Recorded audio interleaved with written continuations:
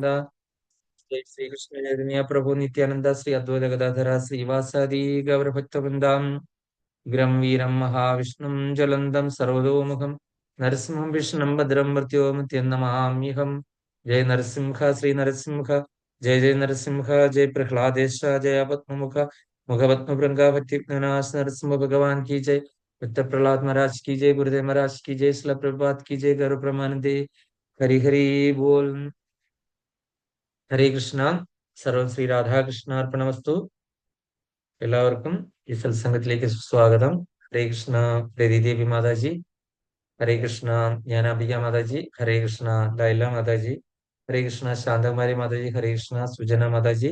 ഹരേ കൃഷ്ണ സരിത മാതാജി. ഹരേ കൃഷ്ണ. ഹരേ കൃഷ്ണ. എല്ലാവർക്കും ഒരിക്കൽ കൂടി സ്വാഗതം. നമ്മള് ഇപ്പം എടുത്തുകൊണ്ടിരിക്കുന്നത് ഭഗവത്ഗീതയിലെ 4-ാമത്തെ അധ്യായമായ അതീന്ദ്രിയ ജ്ഞാനമാണ്. അപ്പൊ അതീന്ദ്രിയ ജ്ഞാനം ആയതുകൊണ്ട് നമ്മൾ എപ്പോഴും പറയാറുള്ളത് പോലെ നമ്മൾ സാധാരണ ചക്ഷുഷും മനസ്സും കൊണ്ടും വിചാരിച്ചാലും ചിന്തിച്ചാലും കിട്ടുന്നതിലും ഉപരിയായിട്ടുള്ള ഒരു കാര്യമാണ്. കാര്യം ഭഗവാനെ പറ്റിയുള്ള വളരെ അതിരഹസ്യമായതും നമുക്ക് ഇതുവരെ അറിയാൻ വയ്യാത്തതുമായ കാര്യങ്ങള് ഭഗവാൻ പറഞ്ഞു തരികയാണ്. അപ്പൊ അത് കേൾക്കുമ്പോൾ നമ്മൾക്ക് അതീന്ദ്രിയ ആനന്ദം ഉണ്ടാകുകയും കൂടുതൽ കൂടുതൽ അറിയാനുള്ള ത്വരയുണ്ടാകുകയും ചെയ്യണം എന്നുള്ളതാണ് നമ്മൾ ഇതുകൊണ്ട് മനസ്സിലാക്കേണ്ടത്. അതില് നമ്മൾ കൂടുതൽ കൂടുതൽ ചോദ്യം ചോദിച്ചു പോവുകയാണെന്നുണ്ടെങ്കിൽ ഇതിന്റെ എല്ലാം തെളിവുണ്ടെങ്കിലേ ഞാൻ വിശ്വസിക്കുകയുള്ളൂ എന്ന് പറഞ്ഞു കഴിഞ്ഞാൽ ആധികാരികമായ തെളിവാണ് ഈ പ്രമാണങ്ങള്. ഭഗവാൻ തന്നെ സ്വന്തമായിട്ട് പറഞ്ഞാണ് ഇത് മുഴുവൻ രചിച്ചയാള്. അത് തന്നെയാണ് അതിന്റെ പ്രമാണവും. അപ്പൊ അതുകൊണ്ട് അതിന്റെ റെഫറൻസ് ഭഗവത്ഗീതയാണ് ഈ പറയുന്ന കാര്യങ്ങൾക്കൊക്കെ. ആധികാരം വേറെ സയൻസിലൊന്നും നമ്മൾ പഠിക്കാനോ അറിയാനോ ലക്ഷക്കണക്കിന് വർഷം എന്താ പറയുക സയന്റിഫിക് ലാബില് പ്രൂവ് ചെയ്യാനോ ഇരുന്ന് കഴിഞ്ഞാൽ നടക്കാത്ത കാര്യങ്ങളൊക്കെയാണ് നമ്മൾ കണ്ടുകൊണ്ടിരിക്കുന്നത്. പറയുന്ന കുറെ വർഷങ്ങൾ ബ്രഹ്മദേവന്റെ ആയുസ്സൊക്കെ സയന്റിസ്റ്റുമാര് തലകുത്തി മറിഞ്ഞിരുന്നാൽ പോലും അതൊന്നും നമുക്ക് കിട്ടുന്ന കാര്യങ്ങളല്ല.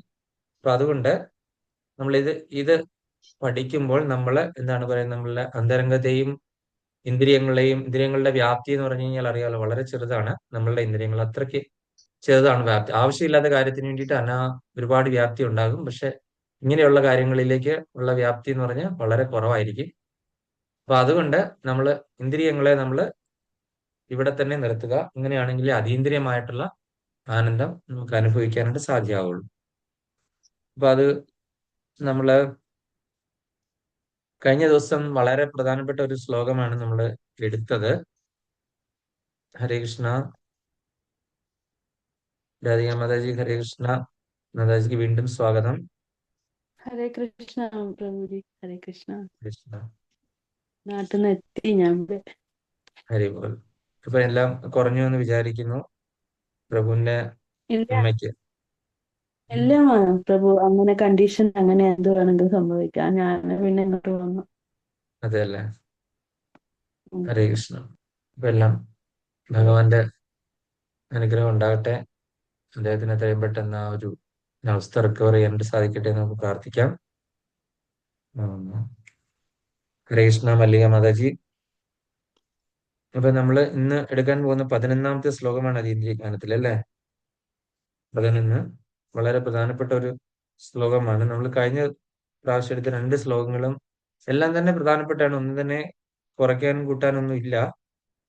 എന്നാലും 9-ാമത്തെ ശ്ലോകം വളരെ പ്രധാനപ്പെട്ടാണ്. അതെല്ലാവരും കാണാതെ പഠിക്കാൻ പറ്റുന്നവരൊക്കെ കാണാതെ പഠിക്കുന്നത് നന്നായിരിക്കും. ജന്മകർമ്മചമേ ദിവ്യം യോവേത്തി തത്വതഃ തെക്വാ ദേഹം പുനർജന്മ നൈതി മാമേതി സോ അർജുന. ഒരു ആധികാരിക പ്രമാണം നമുക്ക് തരുവാണ് അല്ലെ. ജന്മകർമ്മചമേ ദിവ്യം യോവേത്തി തത്വതഃ തെക്വാ ദേഹം പുനർജന്മ നൈതി മാമേതി സോ അർജുന. എന്റെ ജന്മത്തിന്റെയും പ്രവൃത്തിയുടെയും അതീന്ദ്രിയ സ്വഭാവം ഗ്രഹിച്ചവർ മരണശേഷം വീണ്ടും ഭൗതിക ലോകത്തിൽ പിറക്കുന്നില്ല. അവർ ശാശ്വതമായ എന്റെ ലോകത്തിൽ എത്തുന്നു. ഭഗവാന്റെ ഒരു ലോകമുണ്ടെന്നും അത് ശാശ്വതമാണെന്നും ഭഗവാന്റെ ജന്മം കർമ്മവും ഇതിനെപ്പറ്റി നമ്മൾ പഠിക്കുന്നത് എന്താ, ഭഗവാന്റെ ജന്മം കർമ്മമൊക്കെ എവിടെയാണ് പഠിക്കുന്നത്? നമ്മൾ ഭാഗവതം. ഇപ്പൊ ശ്രീമദ് ഭാഗവതം പഠിക്കുന്നവര് എന്താണ്, വീണ്ടും പിറക്കുന്നില്ല എന്നുള്ളൊരു ആധികാരികമായ പ്രമാണം നമ്മൾ അവിടെ കണ്ടു കഴിഞ്ഞു അല്ലെ. അപ്പൊ എന്റെ ലോകം ശാശ്വതമാണ്. ശാശ്വതം എന്ന് പറഞ്ഞാൽ ഒരിക്കലും നശിക്കാത്തതാണ്. ബാക്കിയുള്ള ലോകങ്ങളൊക്കെ നശിക്കുന്നവർ അതൊക്കെ ഈ ലോകത്തിന് താഴെയാണ് എന്ന് നമുക്ക് മനസ്സിലാകും അല്ലെ. ഏറ്റവും ഉയർന്ന ലോകമാണ് ഇതെന്നും നമുക്ക് മനസ്സിലാകും.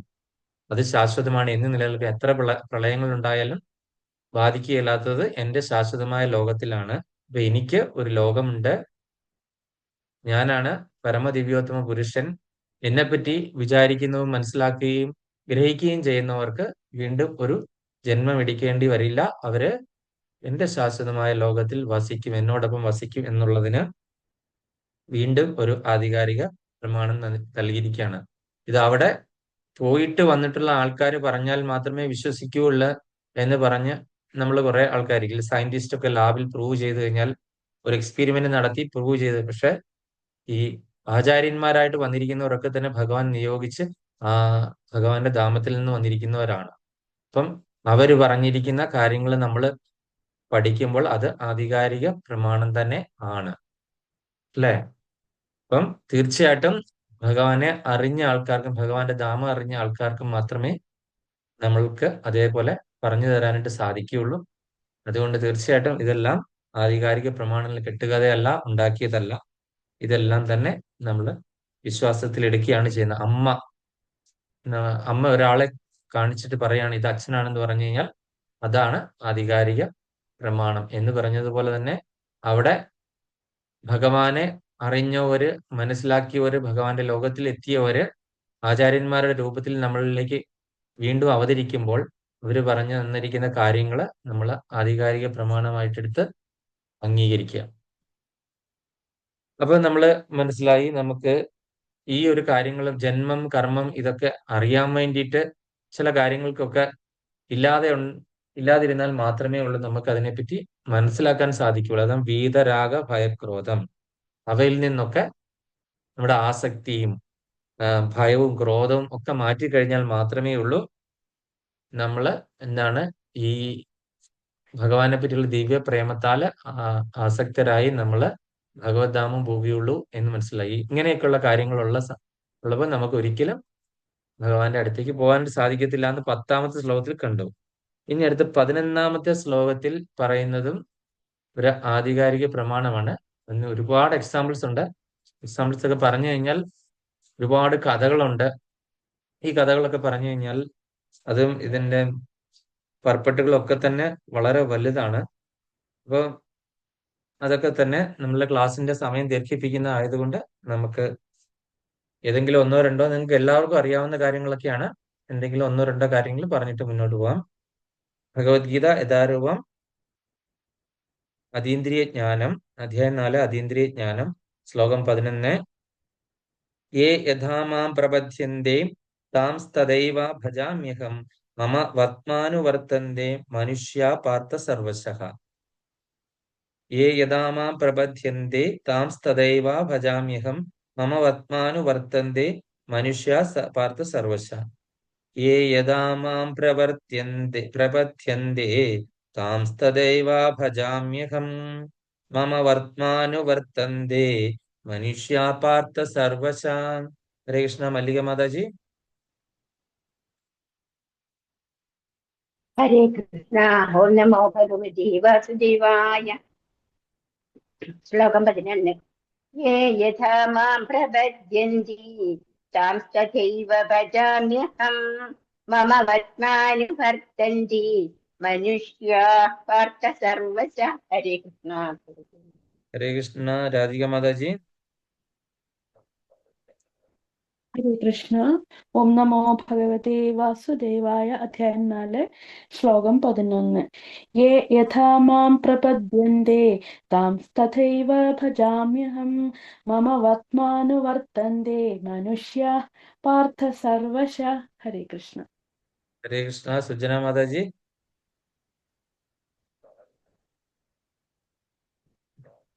മാതാജിക്ക് മ്യൂട്ടാക്കാൻ അറിയാവോ അതോ മാതാജി അവിടെ അടുത്തില്ലയോ അറിയില്ല. ശാന്തകുമാരി മാതാജി. ആ വായിക്കട്ടെ പ്രഭുജി. വായിക്കും. വായിച്ചോളൂ. ഏ യഥാ മാം പ്രപദ്യന്തെ തം സദൈവ ഭജാമ്യഹം മമ വർത്താത്മോ വർത്താവോ മമ വർത്തന്തേ വർത്മാവു വർത്തന്തേ. മമ വർത്മാവു വർത്തന്തേ. വർത്തന്തേ മനുഷ്യ പാർത്ഥ സർവശ. ഹരേ കൃഷ്ണ. ശാന്തകുമാരി മാതാജി. ഹരേ കൃഷ്ണ. ഓം നമോ ഭഗവതേ വാസുദേവായ. യേ യഥാ മാം പ്രപദന്തെ താം സദൈവ ഭജാമഹം മമ വർമാത്മവർത്തന്തേ മനുഷ്യ പാർത്ഥ സർവശ. ഹരേ കൃഷ്ണ. ഹരേ കൃഷ്ണ. ശിലപ്രഭാതരുടെ പദാനുപത തർജ്ജമ. ജയ ശിലപ്രഭ. യാതൊരുവർ യഥാ യാതൊരു പ്രകാരം മാം എന്നെ പ്രപദ്യന്തി ശരണം പ്രാപിക്കുന്നുവോ തഥാ ഏവ അപ്രകാരം തന്നെ അഹം ഞാൻ താൻ അവർക്ക് ഭജാമി പ്രതിഫലം നൽകുന്നു. പാർത്ഥ അല്ലയോ പാർത്ഥ സർവശഃ സർവപ്രകാരണയും മനുഷ്യാഹ മനുഷ്യർ മമ എന്റെ വാത്മാ മാർഗത്തെ അനുവർത്തന്റെ പിന്തുടരുന്നു. വിവർത്തനം ഭാവാർത്ഥം. Divine grace A C Bhaktivedanta Swami Srila Prabhupada. ജയ ശ്രീല പ്രഭാത്. എന്നിൽ ശരണം അനുസരിച്ച് ഏവർക്കും ഞാൻ തക്കതായ പ്രതിഫലം നൽകുന്നു. അല്ലയോ കുന്തിപുത്ര എല്ലാവരും എല്ലാവിധത്തിലും എന്റെ മാർഗത്തെ പിന്തുടരുന്നു. അപ്പം എന്താ പറഞ്ഞതെന്ന് മനസ്സിലായല്ലോ. എന്നിൽ ശരണം പ്രാപിക്കുന്ന അനുസരിച്ച്. സവിതാ മാതാജി എന്നോട് ക്ഷമിക്കുക, മാതാജി ഒന്ന് കേട്ടതാണ്, ഞാൻ തന്നെ എടുക്കുന്നത്. അപ്പൊ രണ്ടാമത് കേട്ട് ബോറടിക്കരുത്. ഭഗവാന്റെ കാര്യമാണ്, അതുകൊണ്ട് വീണ്ടും വീണ്ടും അത് ഇരട്ടിമധുരായിട്ട് അത് അനുഭവിക്കാനായിട്ട് ശ്രമിക്കുക. ഹരേ കൃഷ്ണ. അപ്പൊ എന്നിൽ ശരണം പ്രാപിക്കുന്നതനുസരിച്ച് എല്ലാവർക്കും ഞാൻ തക്കതായ പ്രതിഫലം നൽകുന്നു. അല്ലയോ കുന്തിപുത്ര എല്ലാവരും എല്ലാവിധത്തിലും എന്റെ മാർഗത്തിൽ പിന്തുടരുന്നു. അതായത് നമ്മളെല്ലാം തന്നെ ഏതൊരു പ്രകാരവും ഭഗവാന്റെ മാർഗത്തെയാണ് പിന്തുടരുന്നത്, അല്ലേ? നമ്മള് ഭഗവാന്റെ മാർഗത്തെ പല രീതിയിൽ പിന്തുടരുന്നുണ്ട്. ഭക്തിയുത സേവനം തന്നെ പല രീതിയിലുണ്ട്, അല്ലെ? ഓരോരുത്തർക്കും ഏറ്റക്കുറച്ചിലുണ്ട്. ഭൗതികമായിട്ടുള്ള രീതിയിൽ ഭഗവാനെ സേവ ചെയ്യുന്നവരല്ലേ. അപ്പൊ നമ്മള് ഒരു സ്റ്റെപ്പ് വെച്ച് കഴിഞ്ഞാൽ ഭഗവാൻ 10 സ്റ്റെപ്പ് ഇങ്ങോട്ട് വെക്കും എന്നുള്ളതാണ് ഈ ശ്ലോകത്തിൽ പറയുന്നത്. നമ്മൾ ഏത് രീതിയിൽ സറണ്ടർ ചെയ്യുന്നോ ആ രീതിയിൽ ഭഗവാൻ ഇങ്ങോട്ടേക്ക് നമ്മളെ റെസിപ്രോക്കേറ്റ് ചെയ്യും. അപ്പൊ നമുക്ക് ഏതൊക്കെ രീതിയിൽ ഭഗവാനെ സർവീസ് ചെയ്യാം? നമുക്ക് പിതാവായിട്ട് കാണാം, അല്ലെങ്കിൽ പരമദിവ്യോത്തമ പുരുഷനായ ഭഗവാനായിട്ട് കാണാം, അല്ലേ? അപ്പൊ അത് ഭയഭക്തിയോട് കൂടിയാണ്, അല്ലെ? ഭയഭക്തിയോട് കൂടി. അപ്പൊ ഭയഭക്തിയോട് കൂടി ചെയ്യുമ്പോൾ അതിൽ വിഷ്ണു ആരാധന ചെയ്യുന്ന എങ്ങനെയാണ്? ഭയഭക്തിയോട് കൂടിയാണ്, അല്ലെ? ഭഗവാന് ചെയ്യേണ്ട ഒരുപാട് കാര്യങ്ങളുണ്ടല്ലേ. കുളിച്ച് വൃത്തിയായി ബ്രഹ്മമുഹൂർത്തത്തിൽ എണീറ്റ് എന്താണ് ചെയ്യുന്ന? ആരതി അഭിഷേകം ചെയ്യുക, ആരതി ചെയ്യുക, നിർമാല്യം, ഇങ്ങനെയൊക്കെയുള്ള കാര്യങ്ങളെല്ലാം വളരെ ചിട്ടയോടുകൂടി ഇത്ര നേരം ഭോഗം കൊടുക്കണം എന്നുണ്ടെങ്കിൽ അത്രയും നേരം കൃത്യമായിട്ട് അതിനകത്ത് ഒരു മാലിന്യങ്ങളും ഇല്ലാതെ അതൊക്കെ കൊടുത്ത്, അതുപോലെ ഭയഭക്തിയാണ്. നമ്മൾ പിതാവ് അല്ലെങ്കിൽ പരംപിതാവ് അല്ലെങ്കിൽ എന്താണ് പരമദിവ്യോത്തമ പുരുഷനായ ഭഗവാൻ, supreme personality of God head എന്നുള്ള രീതിയിൽ നമുക്ക് ഉപാസിക്കാനായിട്ട് സാധിക്കും. ഇങ്ങനെയാണ് നമ്മൾ ഭൗതിക ലോകത്തിലുള്ള കൂടുതലും പേര് നമ്മൾ ചെയ്തു വരുന്നത്, അല്ലെ? നമ്മളെ പോലുള്ള സാധാരണ ആൾക്കാരല്ലേ. ഇനി അതല്ലാതെ വേറെ ഭാവങ്ങളുണ്ട്. ഒരമ്മയുടെ ഭാവം അതെന്താണ്? വാത്സല്യം. യശോദാമ്മ, കുന്തി ദേവി, അതുപോലെ ദേവകി മാതാവ്, അതേപോലെ തന്നെ ശബരി മാതാവ്, ഇങ്ങനെയൊക്കെയുള്ള ആൾക്കാരുടെ ആ ഒരു ഭാവം, അല്ലെ? ആ ഭാവം എന്ന് പറയുന്നത് എന്താണ്? ഒരു ഉണ്ണിയായിട്ട് കാണുക ഭഗവാനെ, അല്ലെ? കുറൂരമ്മയുടെ ഒക്കെ ഭാവം എന്ന് പറഞ്ഞാൽ ഭഗവാനെ ഒരു ഉണ്ണിയായിട്ട് കാണുക, അല്ലെ? ഉണ്ണിയായിട്ട് കണ്ട് സ്നേഹിക്കുക. അതായത് നമ്മുടെ കുട്ടികളെയൊക്കെ നമ്മൾ സ്നേഹിക്കത്തില്ലേ എന്ന് പറഞ്ഞതുപോലെ ഭഗവാനെ ഒരു ഉണ്ണിയായിട്ട് തന്നെ കാണുക, വാത്സല്യ രസത്തില്. ആ വാത്സല്യ രസത്തിൽ ഭഗവാനെ പെട്ടെന്ന് വീഴ്ത്താനായിട്ട് സാധിക്കും. പക്ഷെ ആ ഉണ്ണിക്ക് ഭയങ്കര കുറുമ്പായിരിക്കണം. നമ്മൾ ഈ കുറുമ്പിന് നിന്ന് കൊടുക്കണം. നമ്മൾ അത്ര എളുപ്പമല്ല ഭഗവാനെ ഒരു ഉണ്ണിയായിട്ട് വിളിക്കാനും കാണാനും സ്നേഹിക്കാനും. ഭഗവാൻ എന്ത് ചെയ്യും? ഉണ്ണി കാണിക്കേണ്ട കുസൃതികളൊക്കെ കാണിക്കും. അതൊക്കെ കാണിക്കുമ്പോഴത്തേക്കും നമ്മള് അതിനനുസരിച്ചിട്ട് നമ്മൾ ആ ഒരു ഉണ്ണിയോട് നമ്മൾ എങ്ങനെ പെരുമാറും. കുറൂരമ്മയൊക്കെ ഉണ്ണിയെ എടുത്തിട്ട് ഒട്ടകത്തിന്റെ അകത്ത് അടച്ചിടുകയൊക്കെ ചെയ്തു അല്ലേ, ആ ഉണ്ണിയല്ലേ. പ്രപഞ്ചത്തിന് മുഴുവൻ നാഥനായ ഭഗവാനെ എന്ത് ചെയ്തു? ഒരു വിധവയായ ഒരു സ്ത്രീ, അല്ലെങ്കിൽ ആൾക്കാർ പിച്ചും പേയും പറയുന്നെന്ന് പറഞ്ഞ് അപമാനിക്കുന്ന ആ ഒരു അമ്മ ഭഗവാനെ എടുത്ത്, ഈ സർവ്വപ്രപഞ്ചത്തിന്റെ നാഥനായ ഭഗവാനെയൊക്കെ എടുത്ത് ഒരു കൊട്ടകത്തിനകത്ത് മൂടിയിടുക. യശോദാമ്മ ഭഗവാനെ, അതായത് സർവ്വപ്രപഞ്ചങ്ങൾ ഉദരത്തിൽ നയിക്കുന്ന ഭഗവാനെ എടുത്ത് വെറും രണ്ട് സാധാരണ കയർ കൊണ്ട് കെട്ടിയിടുക. ഇതൊക്കെ എളുപ്പമുള്ള കാര്യങ്ങളൊന്നും അല്ലല്ലേ. പ്രപഞ്ചം മുഴുവനും, പ്രപഞ്ചത്തിലുള്ള ഉപരിലോകത്തിലുള്ള എല്ലാ ദേവീ ദേവന്മാരും അവിടെ നിന്ന് നോക്കിക്കൊണ്ടിരിക്കുകയാണ് അല്ലേ, ഇത് കാണാനായിട്ട്. ഇത് എന്താണ് ഇവിടെ നടക്കുന്നത്? കാര്യം അവരെ എല്ലാം ഭഗവാൻ ബന്ധനത്തിലാക്കിയിരിക്കുകയാണ് അല്ലെ. സർവ്വലോകങ്ങളും ഭഗവാന്റെ എന്താണ്, ഈ മായയാൽ ഇങ്ങനെ ബന്ധനസ്ഥനാക്കിയിരിക്കുകയാണ്. ഭഗവാൻ എങ്ങനെയാണ് ഒരു മാലയിൽ എങ്ങനെ മുത്തുമണികൾ ഇരിക്കുന്നോ അതേപോലെ ഓർത്തിട്ടിരിക്കുകയാണ് ഈ സർവ്വ പ്രപഞ്ചങ്ങളെയും. അതുപോലെ തന്നെ ഈ സർവ്വ പ്രപഞ്ചങ്ങളിലുള്ള ജീവാത്മാക്കളൊക്കെ തന്നെ ഈ കർമ്മമാകുന്ന ബന്ധനത്തിൽ കുടുങ്ങിയും പെട്ടിരിക്കുകയാണ് അല്ലെ. അങ്ങനെയുള്ള ആ ഭഗവാൻ എന്ത് ചെയ്യുന്നു? ഒരു സാധാരണ സ്ത്രീ, ഒരു സാധാരണ സ്ത്രീയായ ആണെന്ന് നമ്മൾ തോന്നുന്ന ആ ഒരു യശോദാമായുടെ ആ ഒരു ബന്ധനത്തിൽ സ്വയം ഒതുങ്ങി കൊടുക്കുന്നു. അതെങ്ങനെ സാധിക്കും? വളരെ ബുദ്ധിമുട്ടല്ലേ. അപ്പൊ എങ്ങനെ നമുക്ക് ആ ഒരു വാത്സല്യ രസം നമുക്കങ്ങനെ പുറമേ കാണിച്ചു കഴിഞ്ഞാൽ ആ വാത്സല്യ രസം, ഹൃദയം കൊണ്ട് ആ വാത്സല്യ രസം വരണം. എത്ര പേർക്ക് പറ്റും? മാതാജി കഴിഞ്ഞ ദിവസം എന്നോട് ചോദിച്ചിരുന്നു, ഓരോ ലീലകൾ പറഞ്ഞു തരണം എന്നൊക്കെ പറഞ്ഞിരുന്നു അല്ലെ. ലീലകൾ പറഞ്ഞു തരണം മാതാജി, ആ ലീലയിൽ ജീവിക്കണം എന്ന് പറഞ്ഞു. അത്ര എളുപ്പമല്ല നമുക്ക് ലീലയിൽ ജീവിക്കാൻ. നമ്മൾ ആ ഭാവത്തിലേക്ക് എത്തിച്ചേരാനായിട്ട് ഭഗവാന്, അതായത് നമുക്ക് ചിലർ ഉണ്ണികൃഷ്ണനെയും കൊണ്ട് ഏത് സമയം നടക്കുന്നതാണ്. ഗുരുവായൂരമ്പലത്തിലും വൃന്ദാവനത്തിലൊക്കെ നടക്കുമ്പോഴത്തേക്ക് ഇങ്ങനെ എളിയിൽ തൂക്കിക്കൊണ്ട് കൃഷ്ണനെയും കൊണ്ടൊക്കെ നടക്കുന്ന കാണും അല്ലെ. അത് എളുപ്പമല്ല. അവര് സർവ്വതും വെടിഞ്ഞ് ഈ ഉണ്ണിക്ക് വേണ്ടിയിട്ട് അവര് ആ വാത്സല്യ രസത്തില് അവരുടെ കൂടെ തന്നെയാണ് കിടത്തി ഉറക്കുന്നതും താരാട്ട് പാടുകയും ഒക്കെ ചെയ്യും. ആ ഒരു രസത്തിലേക്ക് എത്തിച്ചേരണമെങ്കിൽ വലിയ ബുദ്ധിമുട്ടാണ്, അത്ര ഈസി ഒന്നും അല്ല. കാര്യം നമ്മൾ ആ ഭാവത്തിലേക്ക് എത്തിച്ചേരാണ്ട് നമുക്ക് ഒരുപാട് ഭക്തിയുത സേവനം ചെയ്യേണ്ടി വരുന്നു. നമ്മൾ സാധാരണ ഒരു ലെവലിൽ നിന്നുകൊണ്ട് നമുക്ക് ആ ഒരു ഭാവത്തിലേക്ക് എത്താനായിട്ട് സാധിക്കില്ല. നമുക്ക് നാമജപത്തില് നമ്മൾ ആ ലീലാ മാധുര്യത്തിൽ മുഴുകി മുഴുകി മുഴുകി പതുക്കെ പതുക്കെ പതുക്കെ നമ്മൾ ഇതിലേക്ക് വരാനായിട്ട് സാധിക്കുകയുള്ളൂ. ഇത്ര എളുപ്പം ഭഗവാനെ ആ ഒരു നമ്മുടെ ശിശുവാക്കാനായിട്ട് സാധിക്കത്തില്ല. അതിന് നമുക്കൊരു പൂർവജന്മ സുഹൃതങ്ങൾ കൂടി വേണം. ഭഗവാനെ ആ ഒരു ശിശു ആക്കണമെങ്കിലും, ഭഗവാൻ നമ്മൾ പറയുന്ന അനുസരിക്കണമെങ്കിലും. ഒരു ശിശു ആകുമ്പോഴത്തേന് എന്താണ്, ചില സമയത്ത് നമ്മളെ ചൊൽപ്പടിക്ക് നിൽക്കും, ചില സമയത്ത് കുറുമ്പ് കാണിക്കും. അപ്പൊ കുറുമ്പ് കാണിക്കുമ്പോഴത്തേന് നമ്മൾ ആ ഒരു രീതിയിൽ തന്നെ നമ്മൾ പ്രതികരിക്കണം അല്ലെ. അപ്പൊ ഭഗവാന് അതിന്റെ ഇരട്ടിയായിട്ടുള്ള മധുരത്തോടു കൂടി നമ്മളോട് പ്രതികരിക്കുക. അതാണ് ഈ ഒരു ശ്ലോകത്തിൽ പറഞ്ഞിരിക്കുന്നത്.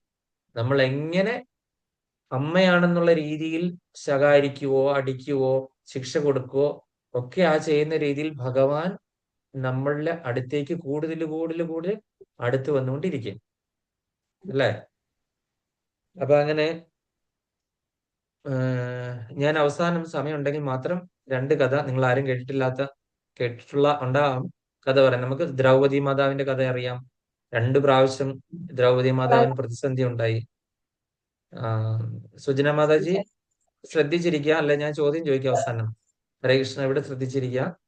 അപ്പം നമ്മള് ദ്രൗപദി മാതാവിന്റെ കാര്യം നമ്മൾക്ക് അറിയാമല്ലോ. ആ ഒരു സഭയിൽ വെച്ചിട്ടും ദ്രൗപദി മാതാവിന് എന്ത് സംഭവിച്ചു? ഭയങ്കരമായ അപമാനം നേരിട്ടു. ആരും രക്ഷിക്കാനില്ല, പിതാമഹനോ അങ്ങനെ ഭർത്താക്കന്മാരോ ആരും രക്ഷപ്പെടുത്താനില്ലായിരുന്ന ഒരു സന്ദർഭത്തിൽ ഭഗവാനെ വിളിച്ചു. പക്ഷെ എന്താണ്, ആദ്യം വിളിച്ചുകൊണ്ടിരുന്ന ശരണാഗതി എങ്ങനെയായിരുന്നു? ഉത്തരത്തിലിരിക്കുന്ന പോവുകയും ചെയ്യരുത്, കഷത്തിരിക്കുന്ന പോവുകയും ചെയ്യരുത്, ഉത്തരത്തിലിരിക്കുന്ന എടുക്കുകയും വേണം.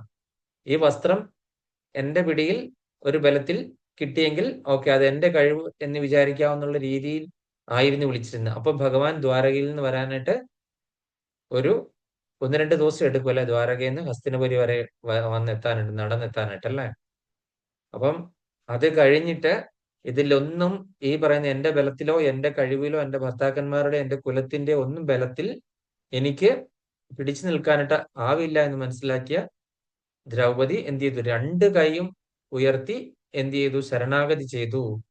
സർവധർമാൻ പരിത്യജ്യ മാമേകം ശരണം വ്രജ അഹം ത്വം സർവപാപേഭ്യോ മോക്ഷയിഷ്യാമി മാ ശുച. രണ്ട് കൈയും ഉയർത്തി, ഇതാണ് ശരണാഗതിയുടെ ലക്ഷണം അല്ലെ. ശരണാഗതിയിൽ നിന്ന് ഒരാൾ തോക്കെടുത്ത് നമ്മളെ വെടിവെക്കാൻ വെച്ച് നമ്മുടെ കയ്യിൽ ആയുധമില്ലെങ്കിൽ നമ്മൾ രണ്ട് കൈയും പൊക്കും അല്ല, ഇനിയൊന്നും ആവതില്ല, ഞാൻ സറണ്ടർ ചെയ്തിരിക്കുന്നു, സർവവും അങ്ങിൽ സമർപ്പിച്ചു. ആ ഒരു സമർപ്പണ ഭാവം എന്റെ ഹൃദയത്തിൽ നിന്ന്, എന്റെ ഹൃദയേശ്വര കൃഷ്ണ എന്ന് പറഞ്ഞൊരു ഹൃദയത്തിലുള്ള ഭഗവാനെ ഒരു ഉറക്കെ ഒരു വിളി വിളിച്ചു കഴിഞ്ഞപ്പോഴത്തേന് ഹൃദയത്തിൽ നിന്ന് ഭഗവാൻ വേഗം ഇറങ്ങി വന്നു. ഭഗവാൻ ഇഷ്ടാനുസരണം വസ്ത്രങ്ങൾ കൊടുത്തു. അങ്ങനെ ആ ഒരു അപമാനത്തിൽ നിന്ന് രക്ഷപ്പെട്ടു. ദുർവാസാവ് മഹർഷി ഒരു ആയിരക്കണക്കിന് ശിഷ്യന്മാരുമായിട്ട് അവിടെ വനവാസകാലത്ത് ഒളിവിൽ താമസിച്ചുകൊണ്ടിരുന്നപ്പോഴത്തേനും ഇവര് പറഞ്ഞു വിട്ട ദുര്യോധനനൊക്കെ. അപ്പം കുളിച്ച് സ്നാനം കഴിഞ്ഞിട്ട് വരാമെന്ന് പറഞ്ഞ് പോയിട്ട് ഭക്ഷണം എടുത്തു വെച്ചോളാൻ പറഞ്ഞിട്ട് പോയി. ദ്രൗപദി കഴിച്ചു കഴിഞ്ഞു. ദ്രൗപദിക്ക് ഒരു മണി ചോറ് പോലും ഇല്ല. ദ്രൗപദി കഴിച്ചു കഴിഞ്ഞാൽ ആ പാത്രം കഴുകി വെച്ചാൽ അന്നത്തെ ദിവസത്തേക്കിന് ഭക്ഷണം കിട്ടത്തില്ല. ദ്രൗപദിക്ക് സൂര്യ ഭഗവാൻ കൊടുത്തതാണത്, അക്ഷയപാത്രം. ഒന്നുമില്ല. അപ്പോഴും എന്താണ് ഇത്, ഗോവിന്ദ ഞാൻ എന്ത് ചെയ്യും എന്ന് വെറുതെ പറഞ്ഞോളൂ. കുറച്ചു നേരം നോക്കി ഗോവിന്ദന്റെ അടുക്കൽ വന്നിരിക്കുന്നു. എങ്ങനെയാ വന്നതെന്ന് അറിയത്തില്ല, നേരെയല്ല വന്നത്. ഇവിടെ വളഞ്ഞ വഴിയേക്കൂടെ ഗോവിന്ദൻ അവിടെ കയറി വന്നു. ഗോവിന്ദ എന്നാണ് ദ്രൗപദി വിളിക്കുന്നത്. അപ്പം കൃഷ്ണ എന്നുമാണ് തിരിച്ച് ദ്രൗപദിയെ വിളിക്കുന്നത്, അല്ലെങ്കിൽ സഖി എന്നൊക്കെയാണ് തിരിച്ച് ഭഗവാൻ വിളിക്കുന്നത്. അപ്പോഴത്തെ അവിടെ ഗോവിന്ദൻ എത്തി. ഞാൻ എപ്പം വിചാരിച്ചാലും നീ എങ്ങനെ എന്റെ അടുത്തെത്തുന്നു, എനിക്കത് മനസ്സിലാകുന്നില്ലല്ലോ. ഞാൻ നിന്നെ ഗോവിന്ദ എന്ന് ഞാൻ വിളിച്ചു, നീ അപ്പൊ എന്റെ വിളി കേൾക്കാൻ അടുത്തുണ്ടായിരുന്നില്ല, നീ എത്ര ദൂരെ നിന്നാണ് വന്നത് എന്ന് ദ്രൗപദി ചോദിക്കുകയും ചെയ്തു. അപ്പം ഭഗവാൻ സ്വതസിദ്ധിയാൽ എന്തൊക്കെ കള്ളത്തരമൊക്കെ പറഞ്ഞു, ഞാൻ ഇതുവഴി അങ്ങോട്ട് പോകുമായിരുന്നു, അപ്പൊ ഒന്ന് കയറി നോക്കിയിട്ട് പോകാം എന്ന് വിചാരിച്ചു വന്ന കാര്യം ഭഗവാൻ അറിയാം. എല്ലാം അന്തർയാമിയായിട്ടുള്ള ഭഗവാൻ അറിയാം അല്ലേ. അപ്പൊ അങ്ങനെ വന്നപ്പോ ദുർവാസാവൊക്കെ കഴിക്കാണ്ട് വന്നിരിക്കുന്നു. ഞാൻ കഴിച്ചു പോയല്ലോ കൃഷ്ണ, എന്റെ ഗോവിന്ദ, ഞാന് കഴിച്ചു പോയി, പാത്രം കഴുകി വെച്ചു, ഒന്നുമില്ലല്ലോ ഇനി കൊടുക്കാനായിട്ട്. ദുർവാസാവിന്റെ ശാപം ഏൽക്കേണ്ടി വരും. എന്റെ ഭർത്താക്കന്മാരെ എല്ലാരെയും അവർ ശപിക്കും, ദുർവാസാവ് ശപിക്കും, ഞാൻ എന്ത് ചെയ്യും എന്ന് വിചാരിച്ച് ഇരുന്ന് കഴിഞ്ഞപ്പോഴത്തേനും പറഞ്ഞു, നീ പാത്രം കഴുകി വെച്ചു, ആ പാത്രം ഒന്ന് എടുത്തോണ്ട് വരൂ, അതിൻ്റെ അകത്ത് ഒന്നും ഇല്ല, എല്ലാം തീർന്നു, ഇനി ഒന്നും കിട്ടില്ല എന്ന് പറഞ്ഞ് ദ്രൗപദി ഭഗവാന്റെ കൊണ്ടുപോയി വെച്ചു. ഭഗവാൻ ഇങ്ങനെ അതിൻ്റെ അകത്ത് പരതി നോക്കിയപ്പോൾ ഒരു ചീരയിലയുടെ ഒരു ചെറിയ കഷ്ണം കഴുകിയിട്ട് പോകാതിരിപ്പുണ്ട്. അത് സാധാരണ നമ്മൾ പറയുമ്പോൾ അതെന്താ, എച്ചിലാണ് അല്ലെ. നമ്മളുടെ ഭാഷയിൽ പറഞ്ഞാൽ അത് എച്ചിലാണ് അല്ലെ. പക്ഷെ അത് ഭക്തയാണ് അല്ലെ. ഭക്ത കഴിച്ചതിന്റെ ബാക്കി ആയതുകൊണ്ട് ഭഗവാൻ അതെന്ത് ചെയ്തു, മഹാപ്രസാദമായിട്ട് ഭഗവാൻ അത് ഭക്ഷിച്ചു. ഭഗവാൻ അത് ഭക്ഷിച്ച മാത്രയിൽ എന്താണ് സംഭവിച്ചത് എന്നാണ്, സർവ പ്രപഞ്ചത്തിലുള്ള ആൾക്കാർക്ക് സംതൃപ്തിയായി. അതായത് അവിടെ ഇരുന്ന ദുർവാസാവ്, അതുപോലെ തന്നെ അവിടെ ഇരുന്ന അവരുടെ ആയിരക്കണക്കിനുള്ള ശിഷ്യന്മാരൊക്കെ വയറ് നിറഞ്ഞ് ഏമ്പക്കവും വിട്ടിട്ട് അവിടുന്ന് എണീറ്റ് പോയി. ഇനി ഞങ്ങൾക്കൊന്നും വേണ്ട എന്ന് പറഞ്ഞിട്ട് അവര് എണീറ്റ് പോയി, സംതൃപ്തിയായി. അപ്പം നമ്മൾ ഏത് രീതിയിൽ നമ്മൾ റെസിപ്രോക്കേറ്റ് ചെയ്യുന്നോ. ശബരിമാതാവ് എന്താണ്, എച്ചിലാണ് കൊടുത്തത് അല്ലെ.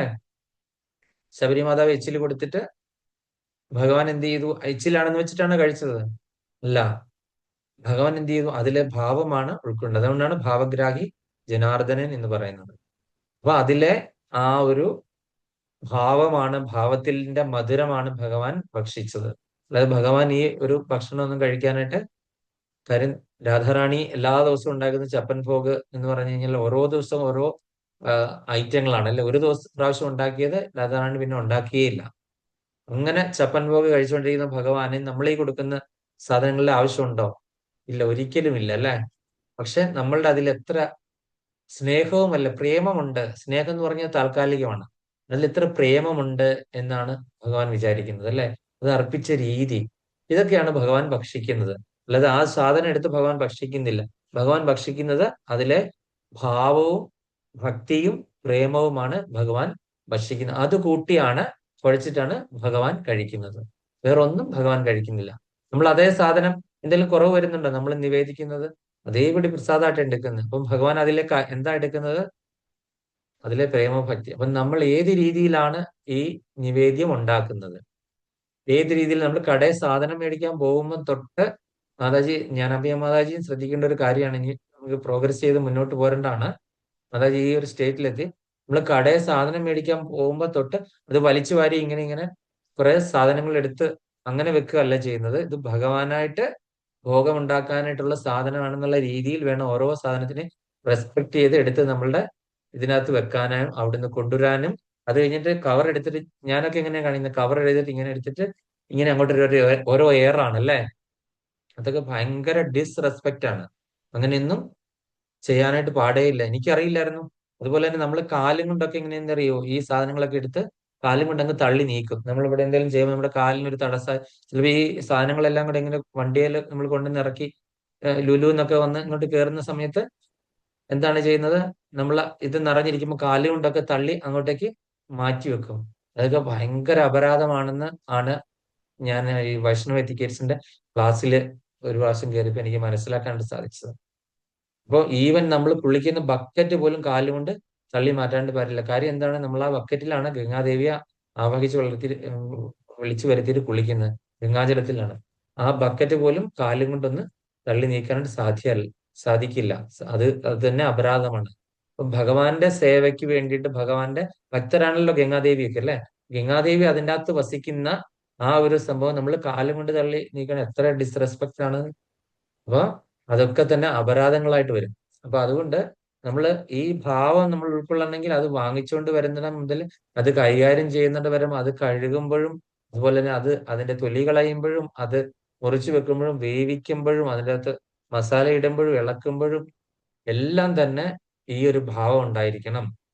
അതുപോലെ തന്നെ ഒരാള് ഇവിടെ വിദ്വേഷം, മരുമകളോടോ അല്ലെങ്കിൽ നമ്മളുടെ അടുത്തുള്ള വീട്ടിലോടോ, അല്ലെങ്കിൽ അവിടെ വെച്ച് പ്രഭു എന്നെ ഏതാണ്ടൊക്കെ ചോദ്യം ചോദിച്ച് അപമാനിച്ചു, ഇങ്ങനെയുള്ള പറഞ്ഞ വിദ്വേഷത്തോടു കൂടി ഇങ്ങനെ കറിക്ക് അരിച്ചുകൊണ്ട് ഇരിക്കരുത്.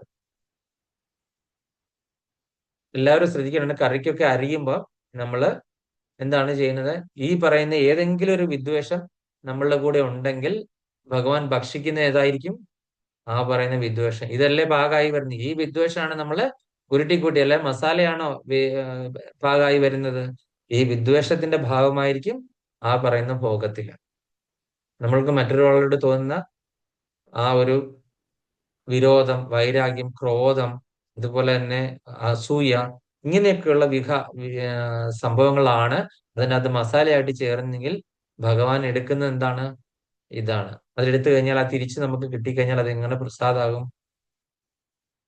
ഏത് രീതിയിലാണോ, ഈ ശ്ലോകത്തിൽ എന്താ പറഞ്ഞിരിക്കുന്നത്, ഏത് രീതിയിലാണോ നീ എന്നിലേക്ക് സമീപിക്കുന്നത് ആ രീതിയിൽ ഞാൻ നിന്നോട് പ്രതികരിക്കും എന്നല്ലേ പറഞ്ഞിരിക്കുന്നത്. നീ അസൂയയുടെ അല്ലെങ്കിൽ വിദ്വേഷത്തിന്റെ ഭാവത്തോടു കൂടിയാണ് എന്നോട് സമീപിക്കുന്നെങ്കിൽ ആ രീതിയിൽ ഞാൻ പ്രതികരിക്കും. അപ്പോൾ വെരി ക്ലിയർ അല്ലേ, നമ്മൾ ഏത് ഭാവത്തിലാണോ കൊടുക്കുന്നത് ആ ഭാവമാണ് നമുക്ക് കിട്ടുന്നത്. നമ്മൾ എന്ത് കൊടുക്കുന്നോ അത് കിട്ടുന്ന. വിതച്ചാൽ, അങ്ങനെ പഴഞ്ചൊല്ലില്ല മാതാജി, എന്തായിരുന്നു, കൊയ്യുന്നത് വിതയ്ക്കുള്ളൂ, വിതയ്ക്കുന്നത് കൊയ്യുന്നു. വിതച്ചത് വിതച്ചത് കൊയ്യും. വിതച്ചത് കൊയ്യും അല്ലേ. അപ്പൊ വെരി ക്ലിയർ ആണ് ഈ ശ്ലോകത്തിന്റെ അർത്ഥം അല്ലേ. നമ്മൾ കൊടുക്കുന്നോ അത് നമുക്ക് തിരിച്ചു കിട്ടും. അപ്പൊ നമ്മള് ഈ വിദ്വേഷം, അതുപോലെ തന്നെ ക്രോധം, കാമം, ഇങ്ങനെയൊക്കെയുള്ള ഇതിലാണ് ഭക്ഷണം പാചകം ചെയ്യുന്നതെങ്കിൽ ഇത് ആർക്കെങ്കിലും വേണ്ടിയിട്ട് അല്ലെങ്കിൽ ഒരു വഴിപാടിനായിട്ടാണ് ചെയ്യുന്നത്, ഇത് ഭോഗമല്ലായിരുന്നെങ്കിൽ എനിക്ക് എന്താണ് കുളിക്കാതെ വന്നിട്ട് ചെയ്യാമായിരുന്നു, ഇത് ഭഗവാനെ നിവേദിക്കണ്ടായോ, ഞാൻ കുളിക്കുന്നില്ല എന്ന് വെച്ചതാ, ഈ പ്രസാദം കൂടെ ഒന്ന് നിർത്തി കഴിയാറുണ്ട്, സമാധാനമായിട്ട് എനിക്ക് ഇഷ്ടമുള്ള പോലെയൊക്കെ ഉണ്ടാക്കി കഴിക്കാമായിരുന്നു. അല്ലെങ്കിൽ എന്താണ് എന്താ പറയുന്നത്, ഈ പ്രസാദം ഉണ്ടാക്കാണ്ട് വന്നു കഴിഞ്ഞാൽ, കുളിച്ചിട്ട് വന്നു കഴിഞ്ഞാൽ അതിന്റെ ഇടയ്ക്ക് എനിക്ക് 2 ചായയും കാപ്പിയൊക്കെ കുടിക്കണമെന്നുണ്ടായിരുന്നു. അപ്പോൾ ഈ പ്രസാദം ഉണ്ടാക്കി ഭഗവാൻ കഴിക്കാതെ ഒന്നും കഴിക്കാൻ പറ്റില്ലല്ലോ. ഇതൊക്കെ വിചാരിച്ചുകൊണ്ടാണ് ചിലരൊക്കെ എന്ത് ചെയ്യുക, അല്ലെങ്കിൽ ഇതിന്റെ ഇടയ്ക്ക് പോയി ഒന്ന് കട്ടിലേൽ നിന്ന് പോയി കിടക്കും, കുറച്ചേരം ഉറങ്ങിയിട്ട് വരും, എന്നാൽ അത് കുറച്ച് കഴിഞ്ഞിട്ട് മതി. അല്ലെങ്കിൽ എന്താണ് അതിന്റെ ഇടയ്ക്ക് ഒരു കാപ്പിയൊക്കെ കഴിച്ച് കുറെ എന്താണ് കടിയും ചിപ്സും ഒക്കെ എടുത്ത് കഴിച്ച്, ഇങ്ങനെയൊന്നും അല്ല നമ്മൾ എന്ത് ചെയ്യുന്നത്, ഭഗവാന് നിവേദ്യം കൊടുക്കുന്നത്. ഭഗവാന് നിവേദ്യം കൊടുക്കുന്നതിന് സമയത്ത് നമ്മള് കുളി കഴിഞ്ഞിട്ട് കിച്ചണിലേക്ക് കയറി കഴിഞ്ഞിട്ട് നമ്മൾ ഒരു സാധനത്തിന് ടേസ്റ്റ് നോക്കാനായിട്ട് പോലും പാടില്ല അല്ലെ. അതെല്ലാം കഴിഞ്ഞ് എന്താണ് ചെയ്യുന്നത്, നമ്മൾ ഭഗവാൻ ഭക്ഷിച്ചതിന് ശേഷം മാത്രമേ നമ്മൾ എന്തെങ്കിലും ഒരു ഭക്ഷണം ഉപയോഗിക്കാനായിട്ട് പാടുള്ളൂ. അപ്പൊ അങ്ങനെയൊക്കെയുള്ള നിബന്ധനകൾ പാലിക്കാനായിട്ട് നമ്മൾ തയ്യാറാകുന്നില്ല. കാര്യം നമുക്ക് ഒരു ഭാവമില്ല. അപ്പൊ അങ്ങനെ ഇനി നമുക്ക് അതിന്റെ ഒരുപാട് കഥകളുണ്ട്, അതുകൊണ്ട് ഒരുപാടുണ്ട്. അപ്പൊ അതുകൊണ്ട് നമുക്ക് എന്താണ് അതിലേക്കൊന്നും കടന്നു കഴിഞ്ഞാൽ നമുക്ക് സമയക്കുറവാണ്. നിങ്ങൾ എല്ലാവരോടും ഇരുന്ന് ചിലപ്പോൾ ഉറങ്ങും. അതുകൊണ്ട് നമുക്ക് അടുത്ത ഇതിന്റെ ഭാവാർത്ഥത്തിലേക്ക് പോകാം. ഭാവാർത്ഥം രതിദേവി മാതാജി ഒരുപാടുണ്ടെങ്കിൽ ഒരു പാരഗ്രാഫിൽ നിർത്തുക. അല്ല, ഒറ്റ രതിദേവി മാതാജി. ഹരേ കൃഷ്ണ. ഓം നമോ ഭഗവതേ വാസുദേവായ. ശ്രീ ഭാവാർത്ഥം. എല്ലാവർക്കും കൃഷ്ണനെ അവിടുത്തെ വിവിധ ആവിർഭാവങ്ങളിലൂടെയും കാഴ്ചപ്പാടുകളിലൂടെയും അന്വേഷിക്കുകയാണ്.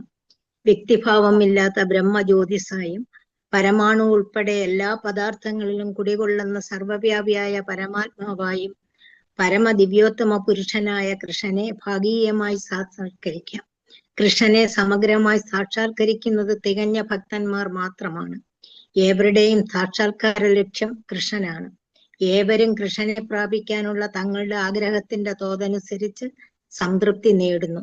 അതീന്ദ്രിയ ലോകത്തിലും കൃഷ്ണൻ തന്റെ ശുദ്ധഭക്തന്മാരുമായി അവരുടെ അഭിലാഷപ്രകാരം അതീന്ദ്രിയ ഭാവേന പ്രതികരിക്കുന്നു. ഒരു ഭക്തൻ കൃഷ്ണനെ ശ്രേഷ്ഠനായ പ്രഭുവായും മറ്റൊരാൾ ആത്മസുഹൃത്തായും വേറൊരാൾ പുത്രൻ എന്ന നിലയിലും ഇനിയൊരാൾ കാമുകനായും കരുതി സ്നേഹിച്ചേക്കാം.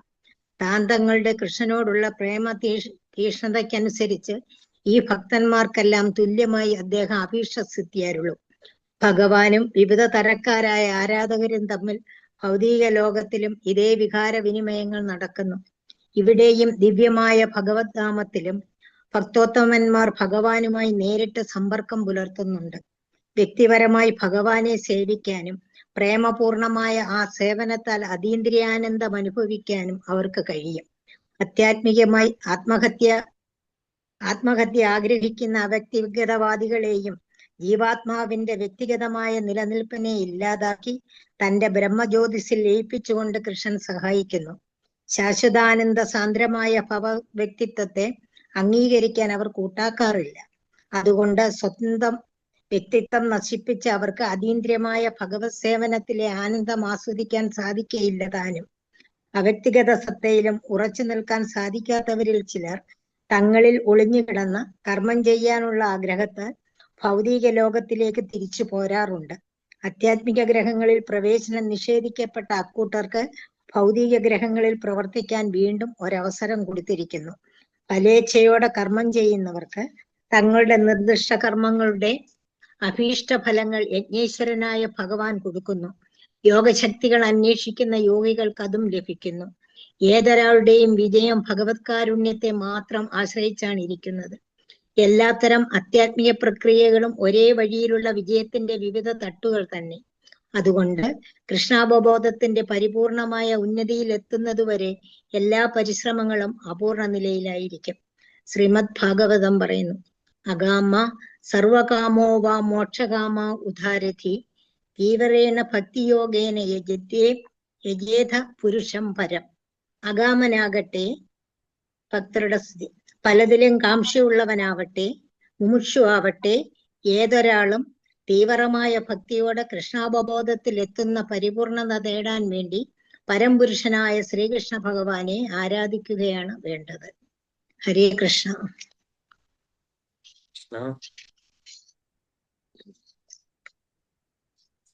അപ്പൊ നമ്മള് ഇതിനകത്ത് കണ്ടത്, നമ്മൾ മറ്റുള്ള ഏതൊക്കെ രീതിയിലാണ് ഭഗവാനെ നമ്മളിപ്പോ കണ്ടത്, പിതാവ് അല്ലെങ്കിൽ പ്രഭുവായിട്ടും പിന്നെ പുത്രനായിട്ടുമാണ് കണ്ടത്. വേറെ ഏതൊക്കെ രീതിയിൽ നമ്മൾ സുഹൃത്തായിട്ട് കാണാം അല്ലെ?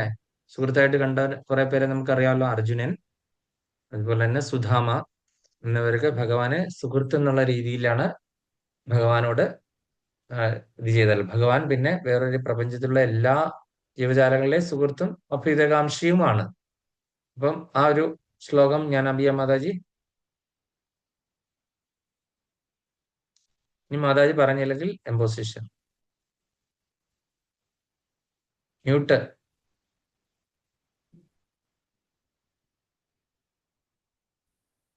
ഭോക്താരാം യജ്ഞ ദിവസം, അതാണ് ഭോക്താരാം യജ്ഞ ദിവസം. പറഞ്ഞോളൂ, മുഴുവൻ പറ. എനിക്കറിയാം. ഭോക്താരാം യജ്ഞ ദിവസം സർവലോക മഹേശ്വരം മഹേശ്വരം സുഹൃതം സർവഭൂതാനാം. മുഴുവൻ പഠിച്ചതാ, മറന്നു പോണു.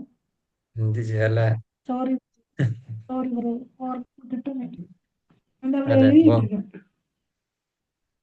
ഇനി ഒരു നിങ്ങൾ നോക്കിയാൽ മതി, എഴുതിയിട്ടുണ്ട്. ഇടയ്ക്കൊരു ഇത് ഞാൻ കണ്ടതാണ്. അവിടെ ഇപ്പൊ തിരുവനന്തപുരത്ത് ഇസ്കോണിന്റെ ടെമ്പിളില് നമ്മുടെ ഉദയാനന്ദ വാസുദേവ പ്രഭു എന്ന് പറഞ്ഞ ഒരു പൊക്കം കുറഞ്ഞൊരു കറുത്ത ഒരു പ്രഭു ഉണ്ട്, പ്രസാദം ഉണ്ടാക്കുന്നത്.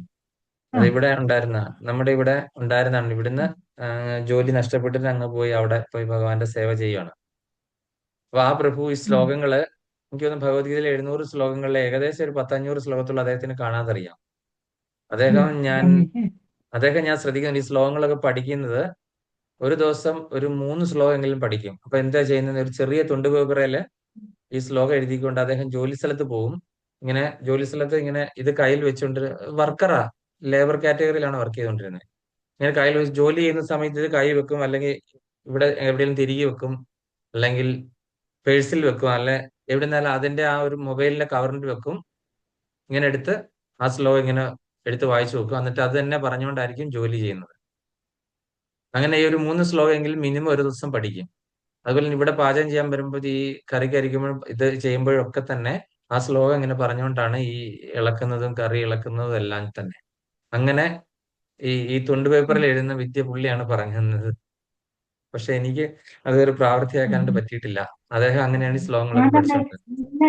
ഇത് മാത്രം എഴുതി ഒട്ടിച്ചിരിക്കുന്ന അറിയാം. ഇത് മുറി മുഴുവനും, പൂജാമുറി മുഴുവനും അതെ. ശ്ലോകങ്ങളാണ്. പറയുന്നത് ഇങ്ങനെ. അപ്പം ഭോക്താരം യജ്ഞ ദിവസം സർവ്വലോക മഹേശ്വരം ഞാൻ സുഹൃതം ഇതിലെ ആ കാണാം. കാണാം കാണാം. കാണാം. സുഹൃതം സർവഭൂതാനാം ജ്ഞാത്വാമാം ശാന്തി മൃച്ഛതേ. അപ്പൊ ഞാൻ എല്ലാവരുടെയും സുഹൃത്തും അഭ്യുദയകാംക്ഷിയാണ്. അപ്പൊ സുഹൃത്ത് എന്നുള്ള ഭാവേന ഭഗവാനെ നമുക്ക് സമീപിക്കാം. പിന്നെ അതിന്റെ ഒക്കെ ഉപരിയായിട്ട്, ഈ ഭാവങ്ങളുടെ എല്ലാം ഉപരിയായിട്ട് ഏറ്റവും വലിയ ഭാവം എന്ന് പറഞ്ഞു കഴിഞ്ഞാൽ വൃന്ദാവനത്തിലെ ഗോപികമാരുടെ ഭാവം. അതിലും ഉപരിയായിട്ട് അതിലേറ്റവും ഉയർന്ന ഭാവം രാധാറാണിന്റെ ഭാവമാണ്. അതാണ് മാധുര്യവും പ്രേമവും എന്ന് പറഞ്ഞ ആ ഒരു ലെവൽ.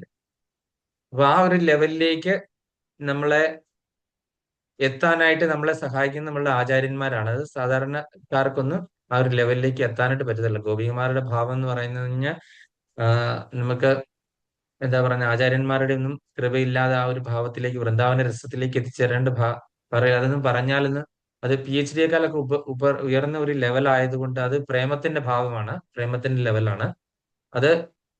ഹൈ ലെവൽ PhD ആണ്. അതുകൊണ്ട് അതിലേക്കൊന്നും നമുക്ക് പോകാനുള്ള യോഗ്യത ഇല്ലാത്തത് കൊണ്ടും അത് എന്നാന്ന് അറിയത്തില്ലാത്തത് കൊണ്ടും എനിക്ക് പറഞ്ഞു തരാനായിട്ട് സാധ്യമല്ല. അതൊരു വലിയൊരു ടോപ്പിക്കാണത്. അപ്പൊ അങ്ങനെ ആ ഗോപികമാരുടെ ഭാവത്തിലേക്ക് നമുക്ക് എത്തിച്ചേരാണ്ട് പറ്റും. നമുക്കറിയാം, ഈ പുത്രനായിട്ട് തന്നെ ഭഗവാനെ കാണാനായിട്ടും പരിചരിക്കുക. പിന്നെ സുഹൃത്ത് ചിലപ്പോൾ ഒരു പക്ഷെ എളുപ്പമുണ്ടായിരിക്കും. സുഹൃത്തായിട്ട് കാണുവാണെന്നുണ്ടെങ്കിൽ നമുക്ക് നല്ല ഒരു സുഹൃത്തിന്റെ രൂപത്തിൽ നല്ല നല്ല ഉപദേശങ്ങൾ കിട്ടും. ചിലപ്പോൾ ഒരു വാട്സപ്പിൽ കൂടെ ആയിരിക്കും നമ്മളൊരു പ്രതിസന്ധി ഇങ്ങനെ നേരിട്ട് ഈ സമയത്ത് ഒരു സന്ദേശം ഇങ്ങനെ വരുന്നത്, അല്ലെ, ആരെങ്കിലും ഒരു. അപ്പൊ അതിനകത്ത് അതിന്റെ ഉത്തരം കാണും, ഈ പ്രതിസന്ധിയിൽ നമ്മൾ എന്ത് ചെയ്യണം എന്നല്ലേ. അപ്പൊ ഭഗവാനെ ഒരു സുഹൃത്തിന്റെ രൂപത്തിൽ നമ്മൾ ഉപാസിക്കുന്നതാണ്. പിന്നെ എന്നെ സംബന്ധിച്ച് എനിക്ക് നല്ലൊരു സുഹൃത്ത് ഇല്ലാത്തത് കൊണ്ട് ഞാൻ ആ ഒരു രീതിയിൽ കാണാനാണ് ശ്രമിക്കുന്നത്. ഭാവനയിലൊക്കെ വരും, പക്ഷെ മായ ഏത് രീതിയിൽ നമ്മളെ കൊണ്ട് എത്തിക്കുമെന്നൊന്നും നമുക്കറിയില്ല. ഞാൻ അങ്ങനെയാണ് ശ്രമിക്കുന്നത്. നമുക്കൊരു നല്ല സുഹൃത്ത് ഇല്ലാത്തത് കൊണ്ട് ഭഗവാനെ ഒരു സുഹൃത്തിന്റെ രൂപത്തിലാണ് ഞാൻ കാണുന്നത്. അപ്പൊ അതുപോലെ തന്നെ ഓരോരുത്തരും അവരുടേതായ ആ ഒരു രീതിയിൽ നമ്മൾ ഭാവന ഉണ്ടാക്കണം. ഇപ്പം ഈ മക്കളുടെ ഭാവം ആകണം എന്നുണ്ടെങ്കിൽ ഞാൻ പറഞ്ഞില്ല, അതും അത്ര ഈസി അല്ല.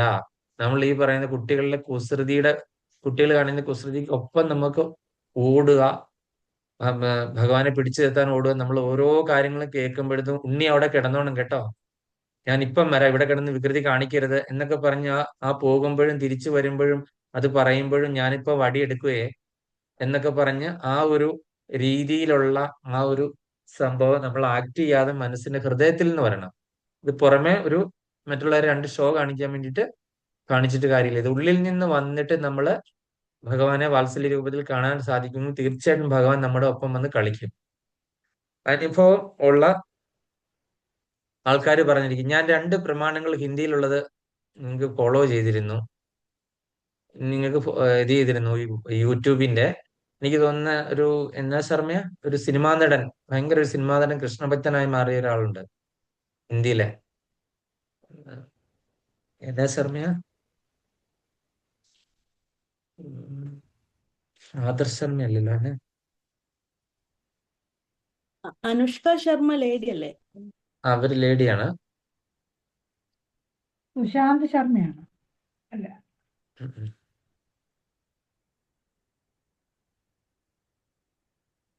അദ്ദേഹത്തിന്റെ തന്നെ ഒരു പോഡ്കാസ്റ്റിൽ നിന്നുള്ള ഒരു കഥയാണ് ഞാൻ പറഞ്ഞ ഒരു നമ്മൾ ഭഗവാനെ എങ്ങനെ സുഹൃത്താക്കാന്നുള്ള ഒരു കഥ ഞാൻ ഇന്നലെ പറഞ്ഞിരുന്നു. ഓർമ്മയുണ്ടല്ലോ അല്ലേ? ഒരു കുട്ടി ചെരുപ്പ് ഒറ്റക്കാലിൽ നിന്ന് അദ്ദേഹം പറഞ്ഞ കഥയാണത്.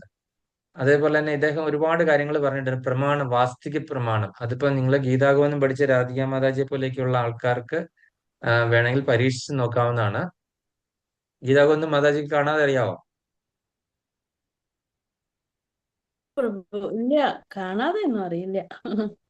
അപ്പൊ അത് നോക്കി പാരായണം ചെയ്യാൻ ചൊല്ലാനറിയാം. അറിയാവുന്നവർക്ക് എളുപ്പമാണ്. അദ്ദേഹം വാസ്തവിക പ്രമാണമായിട്ട് അദ്ദേഹം സ്വന്തം ജീവിതത്തിൽ പരീക്ഷിച്ചു. അദ്ദേഹത്തിന് ഒരുപാട് വ്യൂവേഴ്സ്, ആരാധകര് പലരും അതുപോലെ ഇത് പരീക്ഷിച്ച് നോക്കിയിട്ട് അവരതിന്റെ ഫോട്ടോസ് അയച്ചു കൊടുത്തു. ഞാൻ ഈ കഴിഞ്ഞ ദിവസം ഒരു വീഡിയോ കണ്ട് നിങ്ങൾക്ക് ബ്രഹ്മവൃന്ദാനത്തിൽ ഷെയർ ചെയ്തായിരുന്നു. പക്ഷെ നിങ്ങൾക്ക് ഹിന്ദി അറിയാൻ വയ്യാത്തവർക്ക് അത് മനസ്സിലായി കാണുമെന്ന് എനിക്ക് അറിയില്ല. അപ്പൊ ഞാനത് ഈ ക്ലാസ്സിൽ പറയാമെന്ന് വിചാരിച്ചാണ് ഇരുന്നത്. എന്നും ഈ ശ്ലോകം വരാനായിട്ട് ഞാൻ കാത്തിരിക്കുകയായിരുന്നു പറയാൻ വേണ്ടിയിട്ട്. അപ്പം നമ്മൾ ആധികാരിക ഗ്രന്ഥങ്ങളിലല്ലാതെ അനുഭവ സാക്ഷ്യത്തിലൂടെ കൂടി ഭഗവാന്റെ ആ ഒരു ഒരു സാന്നിധ്യം അനുഭവിക്കാൻ സാധിക്കും. കലിയുഗത്തിൽ നമ്മൾ ഭഗവാനെ പ്രത്യക്ഷത്തിൽ കാണുന്നില്ല, നാമരൂപത്തിലും ഭഗവതത്തിന്റെ രൂപത്തിലും ഒക്കെയാണ് നമ്മൾ കാണുന്നത്, ആചാര്യന്മാരുടെ രൂപത്തിലൊക്കെ. അപ്പം നമുക്ക് വാസ്തവത്തിൽ ഭഗവാൻ ഫുട് പ്രിന്റ്സ് നമ്മളിൽ നൽകിയിട്ട് പോകുന്ന കുറെ അനുഭവങ്ങളുണ്ട്.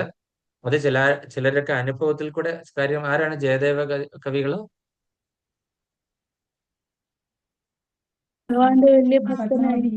ഭഗവാന്റെ ഭക്തനാണ്. കാര്യം ഭഗവാനും രാധാറാണിയും തന്നെയാണ്. രാധാറാണിയെ പറ്റി നമുക്ക് മനസ്സിലാക്കാനായിട്ടാണ് ഭഗവാൻ തന്നെ ജയദേവ കവികളും അതുപോലെ രാധാറാണി പത്മാവതിയും ആയിട്ട് അവതരിച്ചതെന്നാണ് നമ്മൾ കേട്ടിട്ടുള്ളത് അല്ലെ? ഭഗവാൻ തന്നെയാണെന്നാണ് പറയുന്നത് അല്ലെ? അപ്പൊ അതൊക്കെ ആ ജയദേവ കവികൾ എഴുതിയ ഓരോ ഒരു ലിറിക്സിനും എന്താണ് ഭഗവാന്റെ കയ്യൊപ്പുണ്ട്. അത് നിങ്ങൾക്ക് അറിയാമല്ലോ അല്ലെ? അതിന്റെ കഥ നമ്മൾ പലതവണ കേട്ടിട്ടുള്ളതാണ് അല്ലെ? ഭഗവാൻ വന്നിട്ട് അതെ, ആ ഒരു ഈ രാധാറാണിയുടെ തന്നെ പറഞ്ഞ് തലയെടുത്ത് ശിരസിൽ വെച്ചെന്ന് കഴിഞ്ഞപ്പോഴത്തേനും അയ്യോ ഭഗവാൻ എടുത്ത് രാധാറാണിയുടെ എന്ന് വിചാരിച്ച് അത് വെട്ടിത്തിരുത്തി വെച്ചിട്ട് ഭഗവാൻ അത് രാധാറാണിയുടെ കാല് ഭഗവാന്റെ ശിരസിലായി എന്നുള്ളത് വെട്ടിയിട്ട് വെട്ടിയിട്ട് എഴുതിയതാണ്. ആ വെട്ടിത്തിരുത്തലൊക്കെ മാറ്റിയിട്ട് ഭഗവാൻ അങ്ങനെ തന്നെ വെച്ചു. അത് കീപ്പ് ചെയ്തു. ഭഗവാൻ വന്ന് എന്ത് ചെയ്തു? അവിടെ നിന്ന് ഭക്ഷണം കഴിച്ചു. ജയദേവ കവികളുടെ രൂപത്തിൽ എന്നിട്ട് പത്മാവതി എന്ത് ചെയ്തു? അതിന്റെ എച്ചിൽ ഭക്ഷിച്ചുകൊണ്ടിരിക്കുമ്പോഴാണ് ജയദേവകൾ കയറി വരുന്നത്. നോക്കി കഴിയുമ്പോഴത്തേനും നിങ്ങളിപ്പം ഇവിടെ നിന്ന് ഇറങ്ങിപ്പോയതല്ലേ ഉള്ളൂ, വീണ്ടും എന്താണ് ഇങ്ങനെ കയറി വരുന്നതെന്ന് ചോദിച്ചപ്പോഴത്തേനും അപ്പൊ ഇവിടെ ആരോ വന്നിരുന്നു എന്ന് മനസ്സിലായി.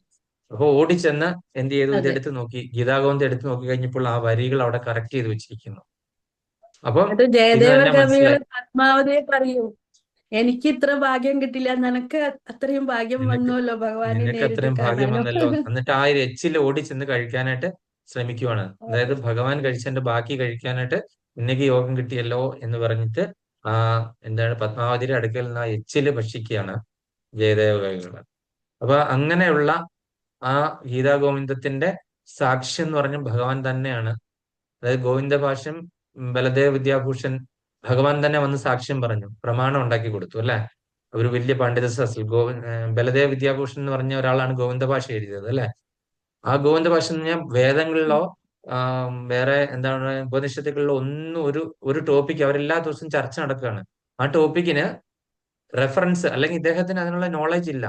അപ്പൊ അതിന്റെ റെഫറൻസ് അന്വേഷിച്ചുകൊണ്ട് വരണം. ഇദ്ദേഹം അങ്ങ് ബലം പിടിച്ചു ഇതിന്റെ റെഫറൻസ് തരാതെ നിവൃത്തിയില്ല, ഞാൻ അവിടെ പോയി എന്താണ് ഇനി നാണം കെടും എന്ന് പറയുന്ന അവസരത്തിൽ ഭഗവാൻ നിർബന്ധിതനായി വന്ന് അതിന്റെ സാക്ഷ്യം പറയുവാണ്. ഭഗവാൻ അതിന്റെ പ്രമാണം ഉണ്ടാക്കി കൊടുത്തു. അതാണ് ഗോവിന്ദ ഭാഷ്യം, ഗോവിന്ദൻ എഴുതിയ ഭാഷ്യം. അതായത് റെഫറൻസ് ഇല്ല. നമ്മളിപ്പോ ഇത് ശ്രീലപ്രഭാതർ എത്ര ഗ്രന്ഥങ്ങളിൽ നിന്നാണ്, പത്മപുരാണം അങ്ങനെയുള്ള 18 പുരാണങ്ങളിൽ നിന്നും ഭാഗവതത്തിൽ നിന്നും ചൈതന്യ ചരിതാമൃതത്തിൽ നിന്നും എത്ര പ്രമാണങ്ങളാണ് ശ്രീലപ്രഭാതർ നമുക്ക് വേണ്ടി തന്നിരിക്കുന്ന റെഫറൻസ് ആധികാരികമായിട്ട് അല്ലെ? എന്ന് പറഞ്ഞതുപോലെ അവിടെ സാക്ഷാൽ ഭഗവാൻ വന്ന് സാക്ഷ്യം കൊടുത്തു. അതിലും വലിയ റെഫറൻസ് വേണം? ഇവിടെ സാക്ഷാൽ ഭഗവാൻ വന്ന് ഓതന്റിക്കേറ്റ് ചെയ്ത് ഒപ്പിട്ടിട്ട് പോയി, ഭഗവാന്റെ ഫിംഗർ പ്രിന്റ്. അപ്പൊ ആ ഗീതാ ഗോവിന്ദം നമ്മള് എടുത്ത് രാവിലെ നമ്മള് ബ്രഹ്മമുഹൂർത്തത്തിൽ എടുത്ത് എന്ത് ചെയ്യണം? വിളക്കൊക്കെ കത്തിച്ച് കുളിച്ച് വൃത്തിയായി വന്ന് വിളക്കെല്ലാം കത്തിച്ച് വെച്ചിട്ട് നമ്മൾ ഒരു മുറിയില് നമ്മൾ അടച്ചിരിക്കുക, വിളക്ക് കത്തിച്ച് വെച്ചിട്ട് അതിന്റെ ഒരു പീഠം തയ്യാറാക്കുക. പീഠം തയ്യാറാക്കി അതിൽ പട്ടുതുണിയൊക്കെ വിരിച്ചിട്ട് ഭഗവാനെ എന്ത് ചെയ്യുക, അവിടെ ആസനസ്ഥനാക്കി വെക്കുക. നമ്മൾ ഹൃദയത്തിൽ സങ്കല്പിക്കുക, ഭഗവാനെ അവിടെ ഇരുത്തുക. നമ്മൾ ഭഗവാന് വേണ്ടിയിട്ടുള്ള ആസനങ്ങൾ വൃത്തിയായിട്ട് ഒരുക്കി ഭഗവാനെ അവിടെ ഇരുത്തിയിട്ട് നമ്മൾ കണ്ണടച്ചിട്ട് എന്ത് ചെയ്യുക, കണ്ണടച്ച് വെച്ചിട്ട് എന്ത് ചെയ്യണം, ഗീതാഗോവിന്ദം ഒന്നുകിൽ നമ്മൾ തന്നെ പാരായണം ചെയ്യുകയോ അല്ലെങ്കിൽ ഗീതാഗോവിന്ദം കേട്ടിട്ട് നമ്മൾ ലിപ്സ് മൂവ്മെന്റ് ചെയ്യുകയോ ചെയ്യുക. അത് കഴിഞ്ഞിട്ട് ഗീതാഗോവിന്ദം തീർന്നു കഴിയുമ്പോൾ ഭഗവാന്റെ ഒന്നുകിൽ ഓരോരുത്തർക്കും ഓരോ ഭാവമാണ്. ചിലര് ഭഗവാന്റെ ആ പത്മപാദങ്ങളുടെ ഫിംഗർ പ്രിന്റ് ആസനത്തിൽ പതിയും, അല്ലെങ്കിൽ അവിടെ കസ്തൂരി ഗന്ധം കൊണ്ട് നിറയും. ഭഗവാൻ വരുമ്പോൾ എന്താണ്, കസ്തൂരി തിലകം ലലാടഫലകേ വക്ഷസ്ഥലേ കൗസ്തുഭം നാസാഗ്രേ വരമൗക്തികം കരതലേ വേണും കരേ കങ്കണം സർവാംഗേ ഹരിചന്ദനം ച കലയൻ കണ്ടേ ച മുക്താവലി ഗോപസ്ത്രീ പരിവേഷ്ടിതോ വിജയതേ ഗോപാല ചൂടാമണി. അങ്ങനെ ഭഗവാൻ എന്തെങ്കിലും ഒരു സംഭവം അവിടെ എന്ത് ചെയ്യും, ഒന്നുകിൽ ഭഗവാന്റെ വനമാലയിൽ നിന്ന് ഒരു പുഷ്പം പൊഴിച്ചിടും, അല്ലെങ്കിൽ ഭഗവാന്റെ ഗോപീചന്ദനാദികള് കാണും, അല്ലെങ്കിൽ ഭഗവാന്റെ പാദകമലങ്ങളുടെ പ്രിന്റ്, അല്ലെങ്കിൽ എന്താണ് ഭഗവാന്റെ ഏതെങ്കിലും ഒരു രത്നങ്ങളുടെ ഒരു മുത്തോ അല്ലെങ്കിൽ അങ്ങനത്തെ സാധനങ്ങൾ എന്തെങ്കിലും പൊഴിഞ്ഞു വീണതാകും, അല്ലെങ്കിൽ ഗന്ധം നിറയും. ഇങ്ങനത്തെ ഏതെങ്കിലും ഒരു അനുഭവം ഉണ്ടാകും എന്നുള്ളതിൽ സാക്ഷ്യമാണെന്ന് പറഞ്ഞിട്ട് അദ്ദേഹം പറഞ്ഞിരിക്കുക. നിങ്ങൾ ആരെങ്കിലും അത് പരീക്ഷിച്ച് നോക്കിയിട്ട് എന്നെ അറിയിക്കുമെന്ന് ആയിരുന്നു ആ വീഡിയോ ക്ലിപ്പ് ഞാൻ ഇട്ടത്. അപ്പൊ അത് കണ്ടിട്ട് മനസ്സിലാകാത്തവർക്ക് പറയാണ്, ഗീതാഗോവിന്ദം അറിയാവുന്നവർക്ക്, കാണാതെ അറിയാവുന്നവർക്ക് വളരെ എളുപ്പം ഈ സാക്ഷ്യം കിട്ടും. അല്ലെങ്കിൽ എന്താണ്, ഗീതാഗോവിന്ദം അവിടെ ഓൺ ചെയ്ത് വെച്ചിട്ട് നമ്മൾ ആ ഗീതാഗോവിന്ദം ലിപ്സ് മൂവ്മെന്റ് കൊണ്ട് കണ്ണടച്ചിരുന്നിട്ട് നമ്മൾ ഭഗവാനെ അവിടെ ആസനം കൊടുത്തിട്ട് ചെയ്ത് കഴിഞ്ഞു കഴിഞ്ഞാൽ തീർച്ചയായിട്ടും ഈ ഭഗവാന്റെ സാന്നിധ്യം അവിടെ അനുഭവം, ഭഗവാൻ നേരിട്ട് വന്നത് കേൾക്കും എന്നുള്ളതാണ്. ഇനി കണ്ണടച്ചിട്ട് കണ്ണ് തുറന്നിട്ട് ജപിക്കുക എങ്കിലാണെങ്കിൽ നമുക്ക് എന്താണ്, കണ്ണ് തുറന്നിട്ട് ചെയ്യുവാണെങ്കിൽ നമുക്ക് അതിന്റെ എന്താണ് സ്മെല്ല് വരും, ഗോപീചന്ദനാദികളുടെ സ്മെല്ല് വരും. അതുപോലെ തന്നെ എന്താണ്, അതുപോലെ നല്ല സുഗന്ധം, അതായത് മുറി അടച്ചിട്ടിരിക്കുകയാണെങ്കിൽ എന്താണ്, ഭഗവാൻ വന്നതിന്റെ മന്ദം മാരുതൻ നമ്മളെ വന്ന് തഴുകി ആ ഒരു അനുഭൂതി നമ്മളിൽ ഉണ്ടാകും എന്നുള്ളത് ഉറപ്പാണ്. നമ്മൾ തന്നെയാണ് പാരായണം ചെയ്യുന്നത്, നമുക്ക് കാണാതെ അറിയില്ലെങ്കിലും നോക്കിയാണ് വായിക്കുന്നതെങ്കിലും. അപ്പം അതൊരു പ്രമാണം. അടുത്തത് പറയുന്നതാണ് എന്താ പറഞ്ഞാൽ ഓടക്കുഴല്, ബ്രാസ് കൊണ്ടുള്ള ഓടക്കുഴല്, 9 ദ്വാരമുള്ള വംശി. അത് നമ്മള് ഒരു പട്ടിൽ പൊതിഞ്ഞ്, മഞ്ഞപ്പട്ടിൽ പൊതിഞ്ഞ് ഉപയോഗിക്കാതെ, നമ്മളൊന്ന് ചുണ്ടൊന്നും തൊടിക്കാത്ത പുതിയത് വാങ്ങിച്ചിട്ട് നമ്മൾ ഭഗവാന് ക്ഷേത്രങ്ങളിൽ, ഭഗവാന്റെ നല്ല പ്രസിദ്ധമായ ക്ഷേത്രങ്ങളിൽ നിത്യപൂജയൊക്കെ നടക്കുന്ന ക്ഷേത്രങ്ങളിൽ കൊണ്ടുപോയി എന്ത് ചെയ്ത, കൃഷ്ണ ക്ഷേത്രത്തിൽ കൊണ്ടുപോയി ഭഗവാനായിട്ട് കൊടുക്കുക. അത് കൊടുത്തു കഴിയുമ്പോൾ നമ്മളുടെ ജീവിതത്തിൽ തീർച്ചയായിട്ടും ഒരു ചേഞ്ച് ഉണ്ടാകുന്നതായിരിക്കും എന്നാണ് പറഞ്ഞ അദ്ദേഹം സാക്ഷ്യപ്പെടുത്തിയിരിക്കുകയാണ്. കാര്യം എന്താണ്, ഇതിന്റെ റെപ്രസെന്റേഷൻ എന്താണ്, നമ്മളുടെ ശരീരമാണല്ലേ 9 ദ്വാരം നിറഞ്ഞ നമ്മളുടെ ഈ ശരീരത്തിനെ നമ്മൾ ആർക്ക് സമർപ്പിച്ചു, ഭഗവാന് സമർപ്പിച്ചു. ഭഗവാന് സമർപ്പിച്ചു അല്ലെ, ഫ്രഷ് ആണ് അല്ലെ, ഇതിന്റെ അകത്തൊന്നുമില്ല, അകം മുഴുവൻ പൊള്ളയാണ്. ശ്രദ്ധിക്കുന്നുണ്ടോ മല്ലിയ മാതാജി? കൃഷ്ണ. അപ്പം എന്താണ്, അകം മുഴുവൻ പൊള്ളയാണ് അല്ലെ, അകം മുഴുവൻ പൊള്ളയാക്കണം അല്ലെ. നമ്മള് അകത്ത് ഒരുപാട് സാധനങ്ങൾ ഇങ്ങനെ ഇരുന്ന് കഴിഞ്ഞാൽ എന്താണ്, ഭഗവാന് ഇത് വായിക്കാനായിട്ട് പറ്റുമോ? ഇല്ല. നമ്മൾ അകം മുഴുവൻ പൊള്ളയാക്കിയിട്ട് നമ്മൾ ശരീരത്തിനെ റെപ്രസെന്റ് ചെയ്യുന്ന ആ ഒരു ബ്രാസിൽ നിറച്ചു വെച്ചിരിക്കുന്ന ആ ഒരു ഉണ്ടാക്കി വെച്ചിരിക്കുന്ന ആ ഒരു ഇത് കൊടുക്കുക, എന്താ പറയുന്നത്, പുല്ലാങ്കുഴല് ഭഗവാന് സമർപ്പിക്കുക, മഞ്ഞപ്പട്ടിൽ പൊതിഞ്ഞ് സമർപ്പിക്കുക. അത് കഴിഞ്ഞ് ഭഗവാൻ എന്താണ് ചെയ്യുന്നത്, അതിൽ എന്ത് ചെയ്യും, ഭഗവാൻ ജീവരസം നിറയ്ക്കും, പ്രേമരസം നിറയ്ക്കും, അല്ലെങ്കിൽ ആത്മാവിനെ അതിനകത്തേക്ക് കയറ്റുമ്പോഴാണ് നമ്മുടെ ശരീരത്തിൽ പ്രാണൻ ഉണ്ടാകുന്നത്. ഈ 9 ദ്വാരമുള്ള ഈ ശരീരത്തില്, ഈ പറയുന്ന നിർജീവമായ ശരീരത്തിൽ ഭഗവാനാണ് പ്രാണനെ നിറയ്ക്കുന്നത് അല്ലെ, സൃഷ്ടി നടക്കുമ്പോഴല്ലേ. അപ്പൊ അതുകൊണ്ട് തീർച്ചയായിട്ടും ആ ഭഗവാൻ നമ്മളില് ഒരു അനുഭവം, ഒരു ചേഞ്ച്, ഇത് രണ്ടും പ്രമാണമായിട്ട് അദ്ദേഹം സാക്ഷ്യപ്പെടുത്തിയാണ്. അപ്പം അദ്ദേഹം ആചാര്യനാണോ ഇല്ലയോ എന്ന് എനിക്കറിയത്തില്ല, പക്ഷെ നല്ലൊരു ഭക്തനാണ്, അത് മാത്രം എനിക്കറിയാം. ചിലപ്പോൾ നമ്മുടെ ഇസ്കോണിലൊക്കെയുള്ള എല്ലാവരും ഒന്നും ഇതൊന്നും അംഗീകരിക്കുമെന്ന് എനിക്കറിയില്ല, പക്ഷെ ഞാനിത് കേട്ടു, എനിക്ക് വളരെ നന്നായിട്ട് തോന്നി. പുള്ളി ഹൃദയത്തിൽ തട്ടി പറയുന്നതായിട്ട് തോന്നി. ഇത് പറയുമ്പോൾ പുള്ളിയുടെ കണ്ണിൽ നിന്നൊക്കെ കണ്ണുനീര് ധാരധാരയായിട്ടൊക്കെ വരുന്നുണ്ട്. അത് കേട്ടിരിക്കുന്നവർക്കും അതുപോലെ തന്നെ വരുന്നുണ്ട്. അപ്പൊ അത് ഒരു പ്രമാണമായിട്ട് ഞാനത് കരുതി. ഇനി ബാക്കിയുള്ളൊരു ഉം. ഹൈ ലെവലിൽ ഇരിക്കുന്ന ആൾക്കാർ അതിനെ എങ്ങനെ എടുക്കുമെന്ന് എനിക്കറിയില്ല. അപ്പം ഉം. നമ്മളിനി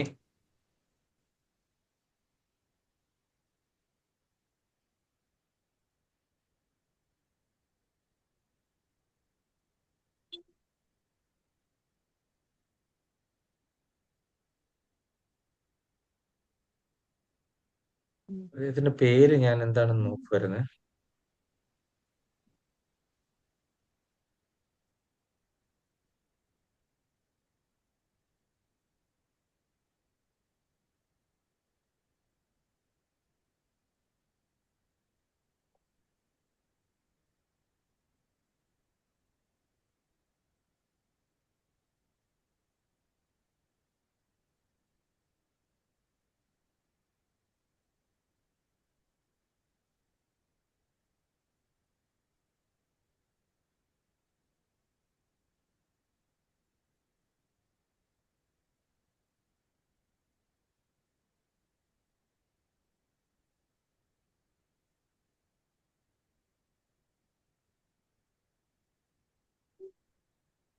അനൂജ് ശർമ്മ, പേര് അനൂജ് ശർമ്മ എന്നാണ്. അപ്പം ഫിലിം ആക്ടറാണ്. ആക്ടറാണ്, ഭയങ്കര ഫിലിം ഫേമസ്. ആക്ടറാണ്. അതെ അതെ, ഫേമസ് ഹിന്ദി നടനാണ്. ഒരുപാട് സിനിമകൾക്ക് വില്ലനായിട്ട് വരുന്ന ആളാണ് അനൂജ് ശർമ്മ. അപ്പം നമ്മള് 11-ാമത്തെ ശ്ലോകം നോക്കാൻ പോവാണ്. യഥാമാം, അതല്ല 11 കഴിഞ്ഞു. ഇനി അടുത്ത് അതല്ല 12-ാമത്തേത്. 12. 12. കാംക്ഷന്ത കർമ്മണാം സിദ്ധിം യജന്ത ഇഹ ദേവതാ ക്ഷിപ്രം ഹി മാനുഷേ ലോകേ സിദ്ധിർഭവതി കർമ്മജാം. കാംക്ഷന്ത കർമ്മണാം സിദ്ധിം യജന്ത ഇഹ ദേവതാ ക്ഷിപ്രം ഹി മാനുഷേ ലോകേ സിദ്ധിർഭവതി കർമ്മജാ.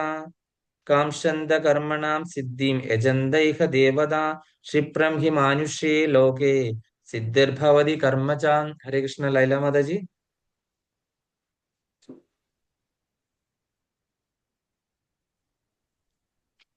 കാംക്ഷന്ത കർമ്മണാം സിദ്ധിം യജന്ത ഇഹ ദേവതാ ക്ഷിപ്രം ഹി മാനുഷേ ലോകേ സിദ്ധിർഭവതി കർമ്മജാ. ഹരി ഹരേ ഓം. കൃഷ്ണ. രതിദേവി മാതാജി.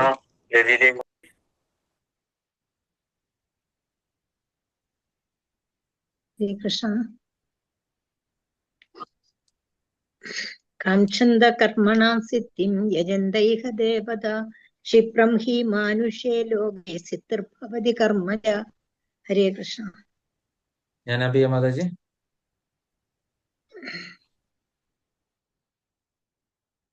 മ്യൂട്ടാ. ഹരേ കൃഷ്ണ. ഓം നമോ ഭഗവതേ വാസുദേവായ. കാംക്ഷന്ത കർമ്മണാം സിദ്ധിം യജന്ത ഇഹ ദേവതാഃ ക്ഷിപ്രം ഹി മാനുഷേ ലോകേ സിദ്ധിർഭവതി കർമ്മജ. ഹരേ കൃഷ്ണ. ഹരേ കൃഷ്ണ. ശ്രീലപ്രഭാതരുടെ പദാനുപത തർജ്ജമ. ജയ് ശ്രീലപ്രഭാത്. ഇഹ, ഈ ലോകത്തിൽ, കർമ്മണാം, കർമ്മഫലങ്ങളുടെ, സിദ്ധിം, പൂർണ്ണതയെ, കാംക്ഷന്ത, കാക്ഷിക്കുന്നവൻ, ദേവത, ദേവതകളെ, യജന്തെ, യജ്ഞം കൊണ്ട് ആരാധിക്കുന്നു, ഹി, തീർച്ചയായും, മാനുഷേ ലോകെ, മനുഷ്യ സമുദായത്തിൽ, കർമ്മജ, ഫലോദിഷ്ട കർമ്മങ്ങളിൽ നിന്നുള്ള സിദ്ധി, വിജയം, ക്ഷിപ്രം, വേഗത്തിൽ, ഭവതി, ഉണ്ടാകുന്നു. വിവർത്തനം ഭാവാർത്ഥം. Divine grace A C. Bhaktivedanta Swami Srila Prabhupada. ജയ ശ്രീലപ്രഭാത്. ഈ ലോകത്തിൽ ജനങ്ങൾ കാമ്യകർമ്മങ്ങളിൽ വിജയം വരിക്കാൻ ആഗ്രഹിക്കുന്നത് മൂലം ദേവന്മാരെ ആരാധിക്കുന്നു. ഇവിടെ കർമ്മങ്ങൾക്ക് വേഗത്തിൽ ഫലം സിദ്ധിക്കാറുണ്ടല്ലോ. അടുത്ത ഭാവാർത്ഥം നമുക്ക് നോക്കിയിട്ട് നമുക്ക് നോക്കാം. ജ്ഞാനാംബിക മാതാജി, ഭാവാർത്ഥം. ഹരേ കൃഷ്ണ. ഓം നമോ ഭഗവതേ വാസുദേവായ. ഭാവാർത്ഥം. ജയ് ശ്രീലപ്രഭാത് കി ജയ്. ഈ ഭൗതിക ലോകത്തിലെ ദേവന്മാരെ കുറിച്ച് നമുക്ക് വലിയൊരു തെറ്റിദ്ധാരണയുണ്ട്. മഹാവിദ്വാൻമാരെന്ന് കരുതപ്പെടുന്നവരെങ്കിലും ബുദ്ധി കുറഞ്ഞ അത്തരക്കാർ ദേവന്മാരെ ഭഗവാൻ കൃഷ്ണന്റെ വിവിധ രൂപങ്ങളായി കരുതുന്നു. വാസ്തവത്തിൽ ദേവന്മാർ ഭഗവാന്റെ വിവിധ രൂപങ്ങളല്ല, അവർ അദ്ദേഹത്തിന്റെ അംശങ്ങളാണ്. ഈശ്വരൻ ഏകനാണ്, അംശങ്ങൾ അസംഖ്യവും. വേദോക്തം ഇതാണ്. നിത്യോ നിത്യോ നിത്യാന നിത്യോ നിത്യോന ഈശ്വര പരമകൃഷ്ണ കൃഷ്ണൻ ഒരാൾ മാത്രമാണ് സർവേശ്വരൻ. ഭൗതിക പ്രപഞ്ചത്തിന്റെ ഭരണത്തിന് അദ്ദേഹത്താൽ നിയമിതരായവരാണ് ദേവന്മാർ. പല നിലവാരത്തിലുള്ള ഭൗതിക ശക്തികളുള്ള ജീവാത്മാക്കളാണവർ. നിത്യാനം നാരായണൻ, കൃഷ്ണൻ, വിഷ്ണു എന്നിങ്ങനെ അറിയപ്പെടുന്ന സർവേശ്വരന് തുല്യരല്ല ഈ ദേവന്മാർ. ദേവന്മാരെയും സർവേശ്വരനെയും ഒരുപോലെ കാണുന്നവർ നാസ്തികരോ പാഷണ്ഡികളോ ആണ്. ദേവോത്തമന്മാരായ ബ്രഹ്മാവിനെയും ശിവനെയും കൂടി പരമദിവ്യോത്തം പുരുഷനോട് ഉപമിക്കാവുന്നതല്ല. വാസ്തവത്തിൽ ദേവന്മാരായ ശിവബ്രഹ്മാദികളും സർവേശ്വരനെ ആരാധിക്കുന്നു. ശിവവിരിഞ്ചനൂതം എന്നാൽ ആശ്ചര്യം തന്നെ. മൃഗദേവതാരാധന, മനുഷ്യ ആരാധന തുടങ്ങിയ തെറ്റായ ധാരണകൾക്ക് അടിമപ്പെട്ട് മനുഷ്യമുഖ്യരെ പൂജിക്കുന്നവരായിട്ട് ഇവിടെ പല മൂഢജനങ്ങളും ഉണ്ട്. ഇഹദേവത എന്ന പദം ഈ ഭൗതിക ലോകത്തിലെ പ്രഭാവശാലിയായ മനുഷ്യനെയോ ദേവനെയോ സൂചിപ്പിക്കുന്നു. ഭഗവാൻ നാരായണൻ അഥവാ കൃഷ്ണൻ, വിഷ്ണു ഈ ഭൗതിക ലോകത്തിൽ പെടുന്നില്ല. ഭൗതിക സൃഷ്ടിക്ക് അതീതനാണ് അദ്ദേഹം. അവ്യക്തിഗതവാദികളുടെ ആചാര്യനായ ശ്രീപാദ ശങ്കരാചാര്യർ പോലും നാരായണൻ അഥവാ കൃഷ്ണൻ ഭൗതിക സർഗത്തിന് അതീതനാണെന്ന് സ്ഥാപിച്ചിട്ടുണ്ട്. എന്നിട്ടും മൂഢന്മാർ, കൃതജ്ഞാനർ താമസം വിന ഫലം സിദ്ധിക്കുന്നതിനായി ദേവന്മാരെ ആരാധിക്കുന്നു. ഫലം അവർക്ക് ലഭിക്കാറുമുണ്ട്. എന്നാൽ അങ്ങനെ കിട്ടിയ ഫലങ്ങൾ ക്ഷണികങ്ങളാണെന്നും ബുദ്ധി കുറഞ്ഞവർക്ക് വേണ്ടുന്നവയാണെന്നും അവർക്ക് അറിഞ്ഞുകൂടാ. ബുദ്ധിശാലിക്ക് കൃഷ്ണാവബോധമുണ്ട്. താൽക്കാലികമായ നേട്ടത്തിന് വേണ്ടി നിസാരന്മാരായ ദേവന്മാരെ ആശ്രയിക്കുകയുമില്ല. ഈ ഭൗതിക ലോകത്തിലെ ദേവന്മാരും അവരുടെ ആരാധകരും പ്രപഞ്ച അവസാനത്തിൽ നശിച്ചു പോകുന്നു. ഭൗതികവും നശ്വരവും അത്രേ ദേവന്മാരിൽ നിന്ന് കിട്ടുന്ന വരദാനങ്ങൾ. എല്ലാ ഭൗതിക ലോകങ്ങളും ദേവന്മാരുൾപ്പെടെ അവയിലെ നിവാസികളും സർഗസമുദ്രത്തിലെ കുമിളകൾ മാത്രമാണ്. എന്നിരിക്കലും അവർ മനുഷ്യ സമുദായം, ഭൂസ്വത്ത്, കുടുംബം, സുഖസൗകര്യങ്ങൾ എന്നീ ക്ഷണികങ്ങളായ ഭൗതിക ഭോഗങ്ങൾക്കായി പരക്കം പായുന്നു. ക്ഷണികങ്ങളായ അവ കൈവശപ്പെടുത്തുവാൻ വേണ്ടി ദേവന്മാരെയും സമൂഹത്തിൽ സ്വാധീന ശക്തി ചെലുത്തുന്ന മനുഷ്യരെയും ആരാധിക്കുകയും ചെയ്യുന്നു. ഒരു രാഷ്ട്രീയ നേതാവിനെ സേവിച്ച് ഒരു മന്ത്രിപദം നേടുവാൻ സാധിച്ചാൽ അത് വലിയ നേട്ടമായെന്നാണ് അവർ കരുതുന്നത്. താൽക്കാലിക ഗുണങ്ങൾക്ക് വേണ്ടി വമ്പന്മാരായ ജനനേതാക്കളെന്ന് വിളിക്കപ്പെടുന്നവർക്ക് മുന്നിൽ മുട്ടുകുത്തിക്കൊണ്ട് അവർ അഭീഷ്ടങ്ങൾ നേടുന്നുണ്ട്. ഭൗതിക ജീവിത ക്ലേശങ്ങൾക്ക് ശാശ്വത പരിഹാരം കാണാൻ കൃഷ്ണാവബോധത്തെ ആശ്രയിക്കണമെന്ന് ഈ മൂഢന്മാർക്ക് തോന്നാറില്ല. അവരെല്ലാം ഇന്ദ്രിയ സുഖങ്ങൾക്ക് പിന്നിൽ പരക്കം പായുന്നു. ഇന്ദ്രിയ സുഖങ്ങൾക്കുള്ള ചെറിയ ഒരവസരം ലഭിക്കുന്നതിനായി അവയുടെ ചുമതല വഹിക്കുന്ന ദേവന്മാരായ ജീവാത്മാക്കളെ അവർ പ്രീണിപ്പിക്കുവാൻ ആഗ്രഹിക്കുന്നു. പ്രായേണ മനുഷ്യർക്ക് കൃഷ്ണാവബോധത്തിൽ താല്പര്യം ഉദിക്കാറില്ലെന്നും മറിച്ച് അവർ ഭൗതിക സുഖാസക്തരാകയാൽ ശക്തരായ ജീവാത്മാക്കളെ ആരാധിക്കുകയാണ് പതിവെന്നും ഈ ശ്ലോകം വ്യക്തമാക്കുന്നുണ്ട്. ഹരേ കൃഷ്ണ. പ്രഭുജി. ഹരേ കൃഷ്ണ. അപ്പൊ നമ്മള് ഈ അടുത്തത് നമ്മള് ഇതിലേക്ക് വരുവാണല്ലേ ഭഗവാൻ. അപ്പം ആരെന്നെ സമീപിക്കുന്നു ഞാൻ അതനുസരിച്ചിട്ട് അവരോട് പ്രതിപ്രവർത്തിക്കും എന്നുള്ള കാര്യം ഭഗവാൻ പറഞ്ഞു അല്ലെ. എന്റെ ജന്മങ്ങളെ പറ്റിയും കർമ്മങ്ങളെ പറ്റിയൊക്കെ മനസ്സിലാക്കുന്നവര് വീണ്ടും ജനിക്കുന്നില്ല എന്നും നമ്മൾ കണ്ടു. ആധികാരിക പ്രമാണം. അവരെന്റെ ലോകത്തിൽ എന്നോടൊപ്പം എന്റെ ശാശ്വതമായ ലോകത്തിൽ വസിക്കുന്നുവെന്നും കണ്ടു. ജന്മകർമ്മജമേതിവ്യം യോവേത്തി സർവതത്വത തെക്തോ അദ്ദേഹം പുനർജന്മം എന്നാ അർജുന എന്നാ ഞാൻ വിട്ടുപോയി. എന്താ ഞാൻ പരമാവധി ബൈക്കാട്ട് പഠിച്ച എനിക്കും മറവിയാ. ഞാൻ വയസ്സംപ്രായല്ലേ.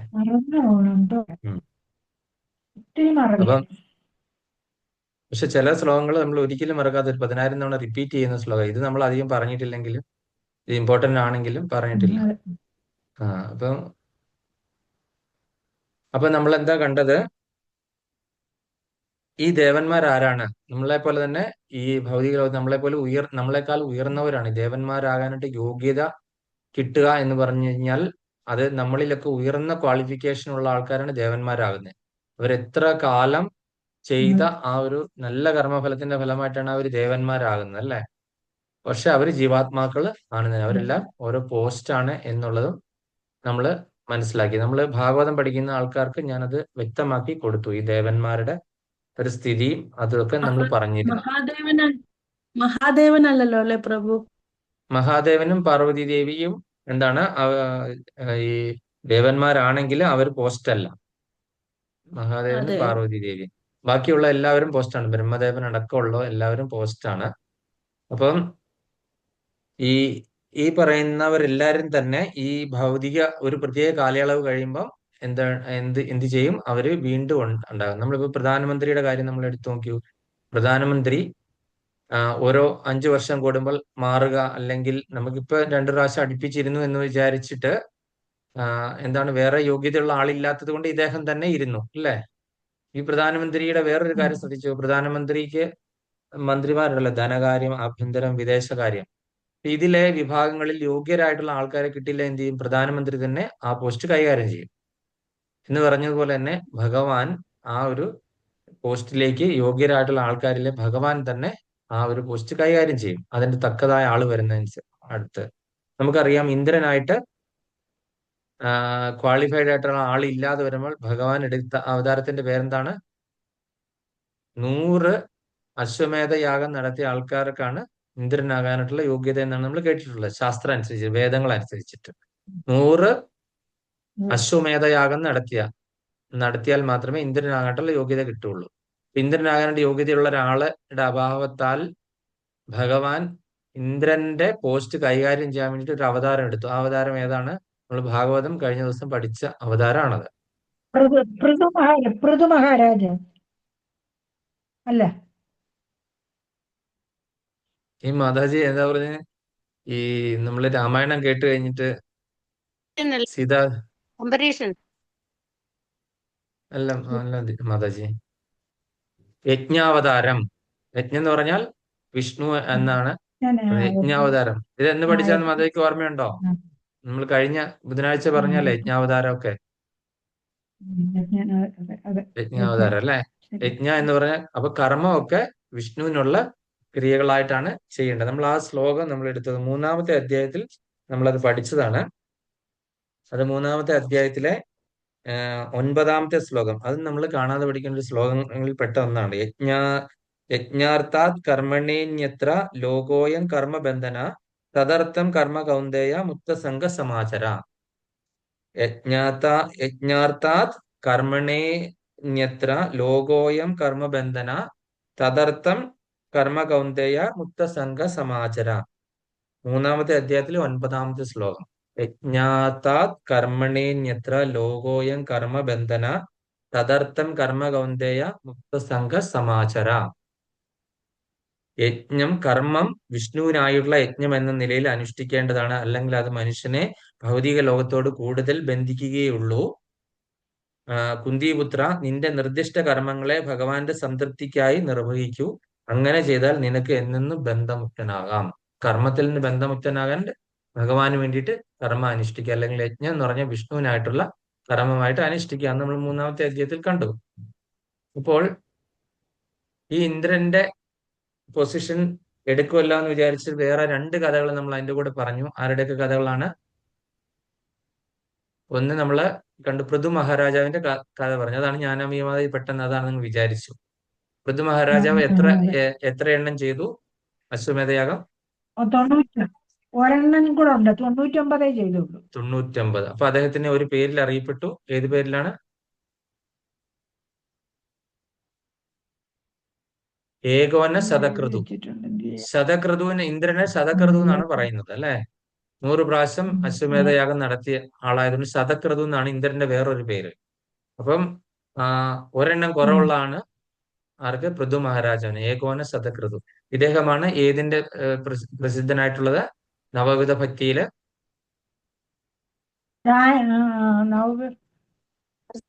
അർച്ചനം. അപ്പൊ അർച്ചനം, വന്ദനം, ദാസ്യം, സാക്ഷ്യം, ആത്മനിവേദനം എന്ന് പറഞ്ഞ് നമ്മള് പറയുന്നത്. അതിലെ അർച്ചനത്തിന് പേരുകെട്ട ആളാണ് പൃഥു മഹാരാജാവ്. പൃഥു മഹാരാജാവ് അശ്വമേധം നടത്തി കഴിഞ്ഞപ്പോ എന്താണ്, ഈ കുതിരയെ ഇന്ദ്രൻ വന്ന് മോഷ്ടിച്ചുകൊണ്ട് പോകാൻ പൃഥു മഹാരാജന്റെ മകൻ പോയി വീണ്ടെടുക്കുക, വീണ്ടും അങ്ങനെ അങ്ങനെ 9 എടുത്തു കഴിഞ്ഞപ്പോൾ അവസാനം കുതിരയെ കണ്ടില്ല. യുദ്ധം ഇന്ദ്രന്റെ പുത്രനുമായിട്ട് നടന്നുകൊണ്ടിരിക്കുന്നു. അങ്ങനെ വന്നപ്പോൾ ബ്രഹ്മദേവൻ പ്രത്യക്ഷപ്പെട്ട യുദ്ധം നിർത്തിച്ചിട്ട് പൃഥു മഹാരാജനോട് പറയുന്നു, എന്തിനു വേണ്ടിയിട്ടാണ് താങ്കൾ ഈ യജ്ഞം അനുഷ്ഠിക്കുന്നതെന്ന് ചോദിച്ചപ്പോൾ പറഞ്ഞു, ഭഗവാന് പ്രീതി ഉണ്ടാകണമെന്ന് പറഞ്ഞു. ഭഗവാൻ ഓൾറെഡി നിന്നിൽ സംപ്രീതനാണ്. ഇതാ നോക്കൂ, നാരായണൻ വന്നിരിക്കുന്നു നിന്നെ കാണാനായിട്ട്. അപ്പം എന്താണ് ഈ യജ്ഞമൊക്കെ ചെയ്ത് ഈ അർച്ചനകളൊക്കെ ചെയ്ത് എന്താണ് ഭഗവാൻ സംപ്രീതനാകാനായിട്ടാണ് അല്ലെ. ഭഗവാൻ നിന്നിൽ ഓൾറെഡി സംപ്രീതനായിരിക്കുന്നു. ഈ 100 എന്നുള്ള സംഖ്യ തികഞ്ഞാൽ മാത്രമേ ഭഗവാൻ സംപ്രീതനാകൂ എന്നൊന്നും ഇല്ല. അതുകൊണ്ട് ഇന്ദ്രന് അസൂയ ഉണ്ടാകാൻ വേണ്ടിയിട്ട് നീ എന്തിനാണ് ഇത് അനുഷ്ഠിക്കുന്നത്? അല്ലേ തന്നെ ഭഗവാൻ നിന്നിൽ പ്രസന്നനായി ഇതാ വന്നിരിക്കുന്നു നിന്നെ കാണാൻ എന്ന് പറയുവാണ്. അപ്പം ഇന്ദ്രൻ അങ്ങനെ ഒരു ഇതുണ്ടായിരുന്നെങ്കിൽ ഞാൻ ഒരിക്കലും ഒരു യാഗം പോലും ഇത് ചെയ്യില്ലായിരുന്നു എന്നുള്ള രീതിയിലാണ് പൃഥു മഹാരാജാവ് റിപ്ലൈ ചെയ്തത്. അങ്ങനെ ആ പൃഥു മഹാരാജന്റെ കാര്യം. പിന്നെ നമ്മൾ വേറൊരാളുടെ കാര്യവും കണ്ടു. ഇതേപോലെ തന്നെ നരനാരായണ ഋഷികളുടെ അവര് യജ്ഞം ചെയ്തുകൊണ്ടിരിക്കുക ധ്യാനത്തിലിരുന്ന് അല്ലെ. ആ ധ്യാനത്തിലിരുന്നപ്പോൾ ഇന്ദ്രന് വീണ്ടും ഇന്ദ്രന്റെ പദവി പോകുമോ എന്നുള്ള സംശയമായി.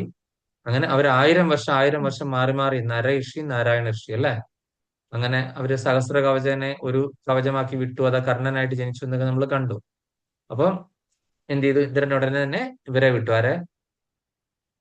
മേനക, രംഭ, തിലോത്തമ അവരെല്ലാം വിട്ട് അവർ 4 ചാട്ടമൊക്കെ ചാടി കഴിഞ്ഞപ്പോഴത്തേന് എന്ത് ചെയ്തു? ഈ നരനാരായണ ഋഷികൾ എന്ത് ചെയ്തു?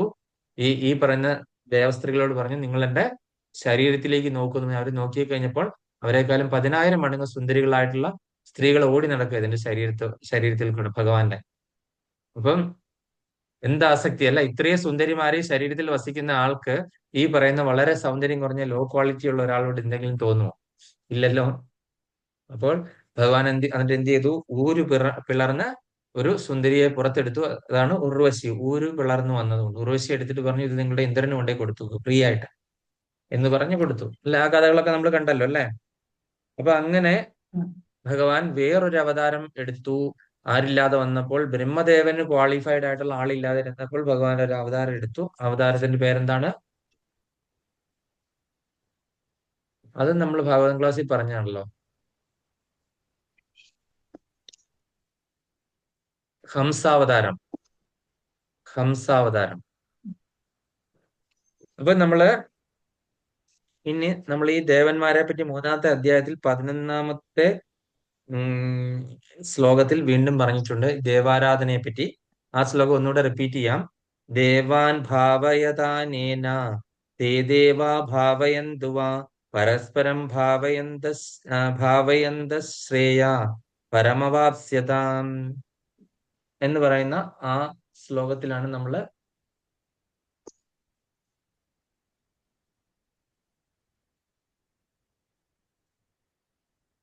ഇതിനെ പറ്റി കണ്ട. ദേവന്മാർ യജ്ഞം കൊണ്ട് സന്തുഷ്ടാർ, നിങ്ങളെ അവർ സന്തുഷ്ടരാകും. ഇങ്ങനെ പരസ്പര പ്രീണനം കൊണ്ട് രണ്ടുപേർക്കും പരമശ്രേയസ് അനുഭവിക്കാം. പരസ്പര പ്രീണനമാണ് ദേവന്മാര് നമ്മളുമായിട്ട് നടക്കുന്നത് അല്ലെ. അവർക്ക് ക്ഷിപ്രപ്രസാദികളാണല്ലേ. അവർക്ക് ഇന്ന വഴിപാട് കൊടുക്കുവാണെങ്കിൽ ഒരാളുടെ തല പൊട്ടിത്തെറിക്കാണ്ട് നമ്മളൊരു വെടി വഴിപാട് കൊണ്ടേ നടത്തിയല്ലേ. അപ്പൊ ഇന്ന ആൾക്ക് അല്ലെ എന്റെ മരുമകൾക്ക് അങ്ങനെ സംഭവിക്കണം, അല്ലെങ്കിൽ അമ്മായിയമ്മയ്ക്ക് ഇങ്ങനെ സംഭവിക്കണം, അല്ലെങ്കിൽ അവർക്ക് ഇങ്ങനെ സംഭവിക്കണം, എന്റെ ബോസിന് അങ്ങനെ സംഭവിക്കണം എന്നൊക്കെ പറഞ്ഞിട്ടാണ് ഓരോരുത്തർ പോയി വഴിപാട് നേരുന്നതും വെടി വഴിപാടൊക്കെ കൊണ്ട്. അല്ലെ ശത്രു സംഹാര പുഷ്പാഞ്ജലി കലിയുഗത്തിലുള്ളവർ എന്തിനു വേണ്ടിയിട്ട് ചെയ്യുന്ന? അവനവന്റെ ഉള്ളിലുള്ള ശത്രുവിനെ നിഗ്രഹിക്കാൻ വേണ്ടിയിട്ടാണ്. കാമക്രോധ ലോഭമോഹാദികളെ ചെയ്യുന്നതുകൊണ്ട് കുഴപ്പമില്ല. വെടി വഴിപാടുകളൊക്കെ നമ്മുടെ ഉള്ളിലുള്ള ശത്രുവിനെ ഇല്ലാതാക്കാൻ വേണ്ടിയിട്ട് അല്ലെ. പുറത്തുള്ളതിനേക്കാളും കൂടുതൽ ശത്രുക്കൾ നമ്മുടെ ഉള്ളിലാണ് കലിയുഗത്തിൽ. അപ്പൊ ഉള്ളിലുള്ള ശത്രുക്കളെയാണ് നിഗ്രഹിക്കേണ്ട ആദ്യം തന്നെ. അപ്പൊ അതുകൊണ്ട് ഈ ദേവന്മാര് ഇത് കിട്ടിയില്ലെങ്കിൽ എന്താണ്? അവര് നമ്മളോട് കലിക്കും അല്ലെ. അത് കഴിഞ്ഞിട്ട് ഈ ദേവന്മാരുടെയൊക്കെ കോപത്തിന് പാത്രമാകാനായിട്ട് സാധ്യതയുണ്ടല്ലേ. അതാണ് ഈ ദേവാരാധനയും കൊണ്ടുള്ള ഒരു പ്രശ്നം. അപ്പൊ ദേവന്മാര് അവര് പരസ്പര പ്രീണനമാണ്. Give and take. അങ്ങോട്ട് കൊടുത്തു കഴിഞ്ഞാൽ അവരിങ്ങോട്ട് തരും, അങ്ങോട്ട് കൊടുത്തില്ലെങ്കിൽ ഇങ്ങോട്ട് പണിയും തരും. അതാണ് ഈ ദേവന്മാരുടെ ഒരു പ്രത്യേകത.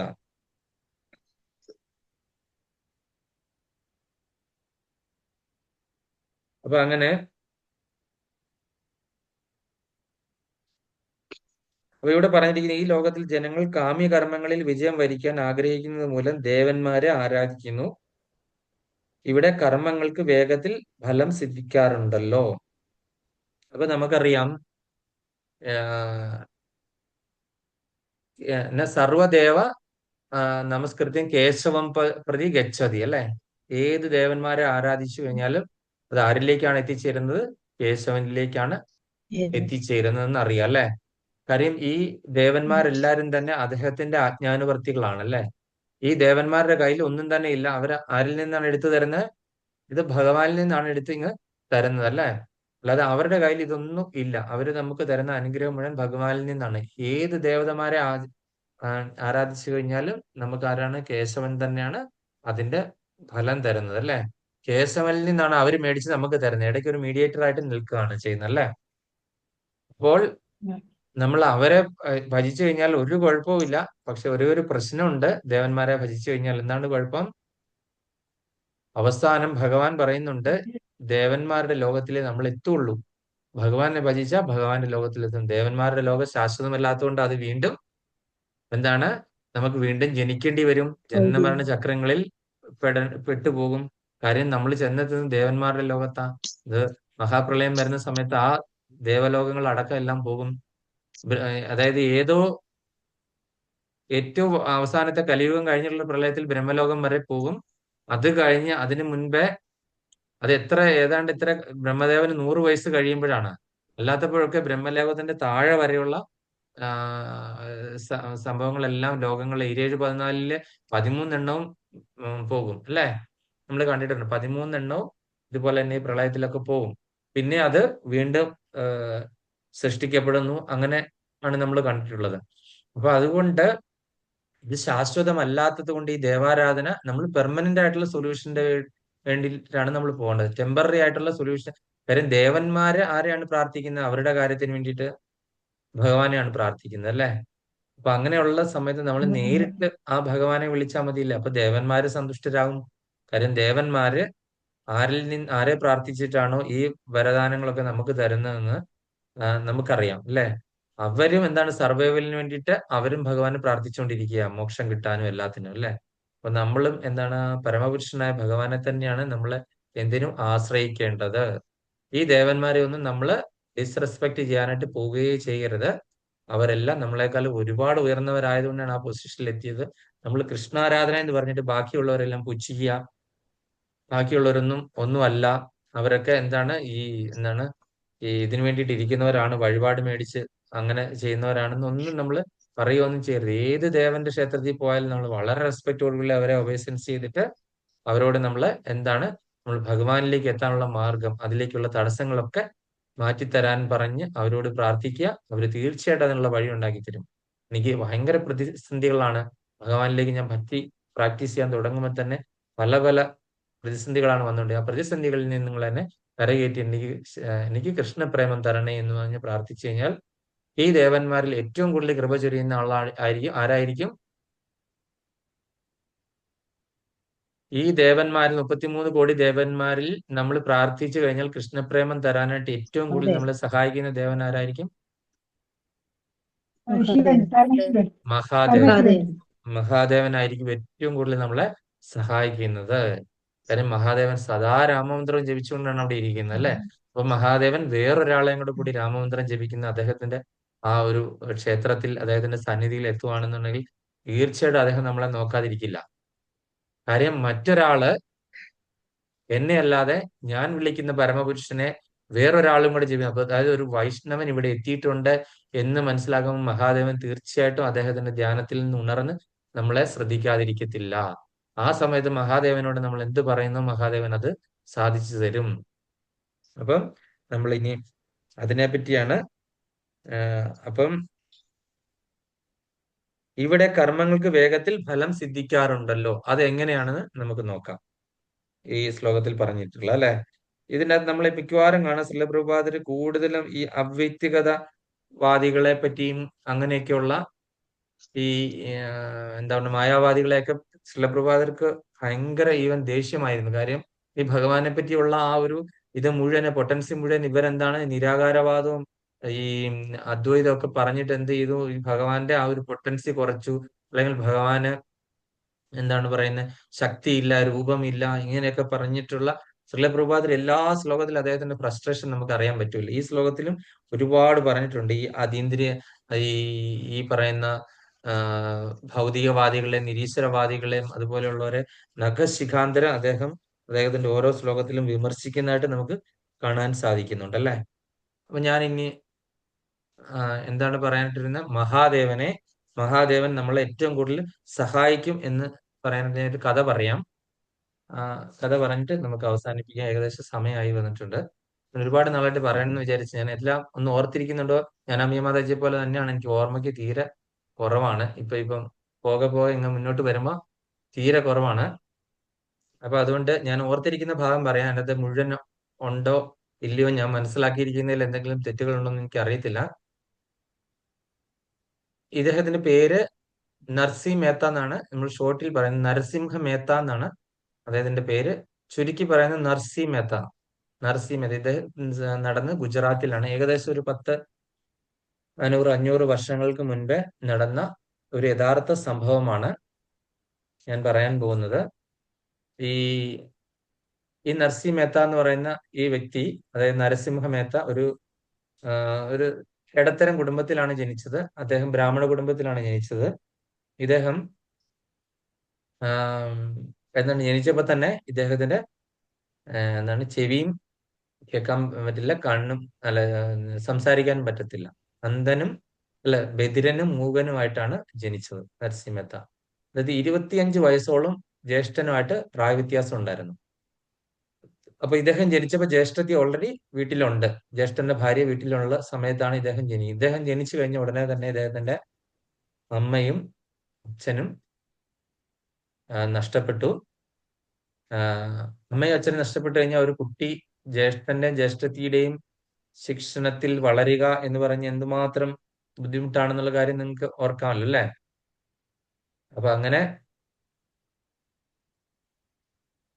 അപ്പൊ അങ്ങനെയുള്ള ആ ഒരു സാഹചര്യത്തിൽ കൂടെ ഇദ്ദേഹം പോയിക്കൊണ്ടിരിക്കുകയായിരുന്നു. അപ്പൊ അദ്ദേഹത്തിന്റെ വല്യമ്മ ഉണ്ടായിരുന്നു. അദ്ദേഹത്തിന്റെ ഈ പറയുന്ന പോലെ നർസി മേത്തയുടെ അച്ഛന്റെ അമ്മ ജീവിച്ചിരിപ്പുണ്ടായിരുന്നു. ദാദിമാം എന്ന് പറയും. ദാദിമാം ഗുജറാത്തിയാണെന്നല്ലേ. അപ്പൊ ആ ദാദിമാമ എന്ത് ചെയ്തു, കാണിക്കേണ്ടിടത്തെല്ലാം കാണിച്ചു, വൈദ്യന്മാരെ കാണിച്ചു, അതുപോലെ തന്നെ എവിടെയെല്ലാം കൊണ്ടുപോയി ഏതെല്ലാം വഴിപാടുകളും പൂജകളും ചെയ്തിട്ടും ഈ കുട്ടി സംസാരിക്കുന്നില്ല. ഈ കുട്ടി സംസാരിക്കാതെ അങ്ങനെ വന്നു കഴിഞ്ഞപ്പോഴത്തേനും എന്താണ് ഒരു വലിയൊരു വൃന്ദാവനത്തിൽ നിന്ന് അദ്ദേഹത്തിന്റെ പേര് ഞാൻ മറന്നുപോയി, വളരെ പണ്ഡിതനായിട്ടുള്ള വളരെ ആധ്യാത്മിക ഒരു ആചാര്യൻ ഏതോ ഒരു ക്ഷേത്രത്തിൽ ഇങ്ങനെ വരുന്നുണ്ടെന്ന് കേട്ടിട്ട് അദ്ദേഹത്തിന് ഭയങ്കര ദിവ്യമായിട്ടുള്ള കഴിവുകളും ഇതൊക്കെ ഉണ്ടെന്ന് മനസ്സിലാക്കി അറിഞ്ഞു കേട്ടിട്ട് നമ്മുടെ ഈ പറയുന്ന ദാദിമാം ഈ നർസിയെയും കൊണ്ടിട്ട് അവിടെ പോവാണ്. ഈ കുട്ടിയെയും കൊണ്ട്. കുട്ടിക്ക് എനിക്ക് തോന്നുന്നു 5 വയസ്സ് അങ്ങോട്ട് പ്രായമായെന്ന് തോന്നുന്നു. അവിടെ കൊണ്ടുപോയി കഴിഞ്ഞപ്പോഴത്തേക്കിനും അവിടെ ഈ ഭക്തജനങ്ങൾ ഒരുപാട് പേര് തടിച്ചു കൂടിയിട്ടുണ്ട്. ഓരോരുത്തർ അവരുടെ ഓരോ വിഷമം പറയാനായിട്ട് ഈ ആചാര്യന്റെ അടുക്ക പോകുന്നു, പരിഹരിച്ചു. എന്നിട്ട് ദാദിമാം ഇങ്ങനെ മാറി നിൽക്കുകയാണ്.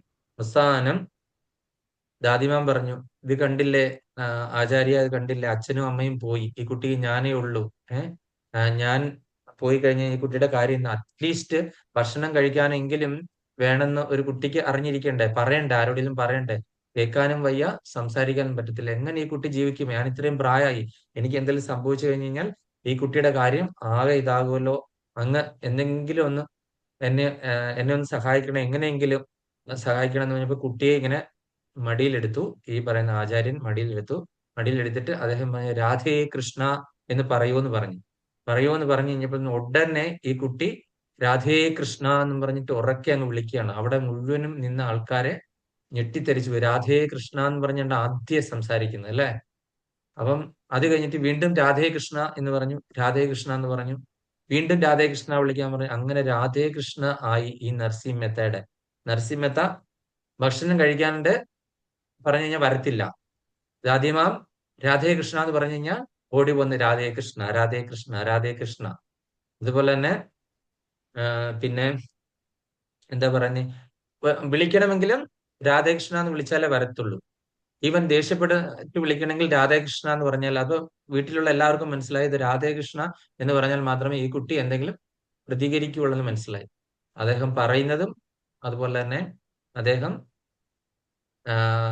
ചെയ്യുന്നതും എല്ലാം രാധേകൃഷ്ണ എന്നുള്ള ആ ഒരു മന്ത്രത്തിന്റെ പ്രതിധ്വനിയിൽ നമ്മളൊരു പാവയെ എങ്ങനെ തിരിച്ചുവിടുക, പാവക്കൂത്ത് കളിക്കുമ്പോൾ കീ കൊടുത്ത് നിർത്തിയിട്ട് ഈ പാവ ഇങ്ങനെ പ്രതികരിക്കത്തില്ലേ, ഈ രാധേകൃഷ്ണ എന്നുള്ളതാണ് ഈ കീ ഇദ്ദേഹത്തെ സംസാരിപ്പിക്കാനും അതുപോലെ തന്നെ ചെയ്യാനായിട്ട്.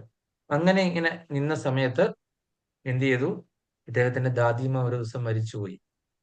ദാദിമ മരിച്ചുപോയി കഴിഞ്ഞപ്പോൾ തന്നെ അദ്ദേഹത്തിന് സഹിക്കാൻ പറ്റാത്ത വിഷമായി പോയി. ഇനി എന്ത് ചെയ്യും? കാര്യം ജ്യേഷ്ഠനും ജ്യേഷ്ഠത്തിയും ദാദിമ ഉള്ളത് കൊണ്ട് മാത്രമാണ്, അല്ലെങ്കിൽ അവര് ഇട്ടേക്കില്ല. കാര്യം എന്താണ്, ഈ കുട്ടി സ്കൂളിലും പോകില്ല, അതുപോലെ തന്നെ ആകെപ്പാടെ രാധാകൃഷ്ണ ഒരു വിചാരം മാത്രമേ ഉള്ളൂ. അങ്ങനെ ഇരിക്കുന്ന ഒരു കുട്ടിയാണ്.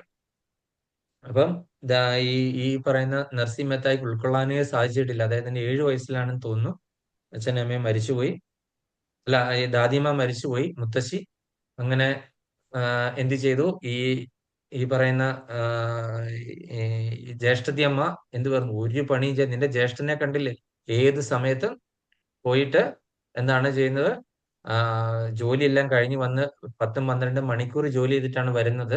എന്നിട്ട് നിനക്ക് ഭക്ഷിക്കാനുള്ള എല്ലാം അദ്ദേഹം ഉണ്ടാക്കിക്കൊണ്ട് തരുന്നത്, നിനക്ക് ഇങ്ങനെ വെറുതെ ഇരുന്ന് ഭക്ഷിക്കാനായിട്ട് ഒരു നാണക്കേടുമില്ലേ എന്നൊക്കെ ചോദിച്ചിട്ട് ഭയങ്കര മോശമായിട്ടുള്ള ഭാഷയില് എല്ലാ ദിവസവും പറയാതെ കേൾക്കത്തില്ല. അന്നത്തെ ഒരു ദിവസം എന്തോ എനിക്കൊരു കുറച്ച് വെള്ളം എടുത്തു തരുമോ എന്നങ്ങോട്ട് ചോദിച്ചതാണ് ഭക്ഷണം കൊടുത്തിട്ട്. നിനക്ക് വേണമെങ്കിൽ തന്നെ ഒന്ന് എടുക്കണം, നീ ഒരു പണിയും ചെയ്യത്തില്ല, നീ പഠിക്കത്തില്ല, അതുപോലെ തന്നെ നീ ഏതും രാധേകൃഷ്ണ രാധേകൃഷ്ണ ജപിച്ചുകൊണ്ടിരിക്കുകയാണെന്ന് പറഞ്ഞപ്പോ ഇദ്ദേഹത്തിന് എന്താണ് മനസ്സിൽ സഹിക്കാൻ പറ്റുന്നതിനേക്കാളും ഉപരിയായിട്ടുള്ള വിഷമം ഉണ്ടായിട്ട് ഈ കുട്ടി അവിടെ നിന്ന് ഇറങ്ങുവാണ്, വീട് വിട്ടിറങ്ങുവാണ്. അങ്ങനെ വീട് വിട്ടിറങ്ങി രാത്രിയാണെന്നൊന്നും വിചാരമില്ല. അങ്ങനെ അങ്ങ് പോയി ഈ നർസി മെഹ്ത ചെന്നെത്തുന്നത് ഒരു പഴകിയ ഇടിഞ്ഞു പൊളിഞ്ഞു കിടക്കുന്ന ഒരു ശിവാലയത്തിന്റെ മുൻപിലാണ്. അല്ലെ, ആ ശിവാലയത്തിന്റെ മുൻപില് എത്തിക്കഴിഞ്ഞിട്ട് അവിടെ ഇരുന്ന് എന്ത് ചെയ്തു, ഇദ്ദേഹം ഘോരമായിട്ട് തപസ് ചെയ്യാൻ തുടങ്ങി, എന്താണ് പ്രാർത്ഥിക്കാൻ തുടങ്ങി. തപസ് എന്താണെന്നൊന്നും അറിയില്ല, കുട്ടിയല്ലേ. അപ്പൊ അങ്ങനെ ഘോരമായിട്ട് ഭഗവാനെ വിളിക്കാൻ തുടങ്ങി, മഹാദേവനെ അങ്ങനെ വിളിച്ചിരുത്തിഞ്ഞു. മഹാദേവനും പാർവതീദേവിയും കൂടെ അവിടെ വന്ന് നിൽക്കുവാണ് അല്ലെ, അവിടെ വന്ന് നിൽക്കുകയാണ്. അപ്പം പാർവതീദേവി പറയുന്നുണ്ട്, എത്ര വലിയൊരു ഭക്തനാണ് അങ്ങയുടെ അല്ലെ. അപ്പം എന്താ പറയുന്നത്, അങ്ങ് ഇവരെന്താണ് കൊടുക്കാൻ പോകുന്നതെന്ന് പറഞ്ഞ് ഇവര് തമ്മിൽ ഒരു ഡിസ്കഷൻ ഉണ്ട് കുറച്ചു നേരം, പാർവതി ദേവിയൊക്കെ. അപ്പം പാർവതി ദേവിക്ക്